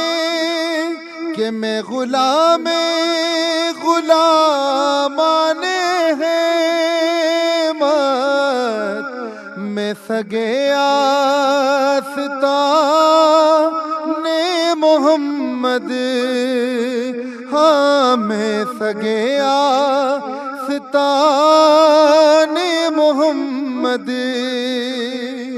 कि काबिले फ़ख्र है मौत मेरी, कि काबिले फ़ख्र है मेरा जीना, मेरे दिल में याद मोहम्मद, कि मुझको तूफ़ान की मौजों का क्या डर, वो गुजर जाएंगे रुख बदल कर, हाँ वो गुजर जाएंगे रुख बदल कर, कि ना खुदा है मेरे जब मोहम्मद, कि ना खुदा है मेरे जब मोहम्मद, अरे कैसे डूबेगा मेरा सफीना, मेरे दिल में है याद मोहम्मद, कि मेरे होठों पे ज़िक्रे मदीना।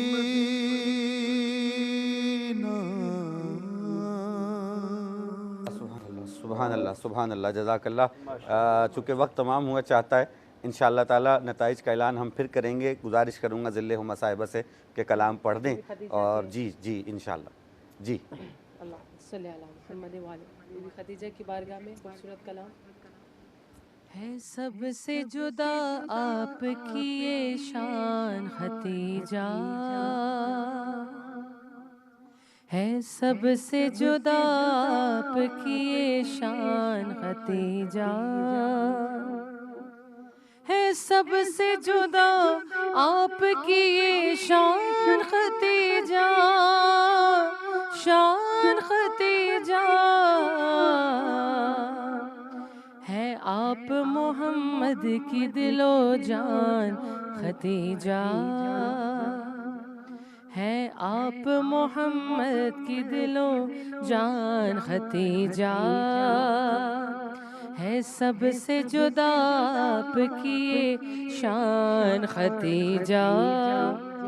ٹکڑوں پہ تیرے سارے مسلمان پلے ہیں،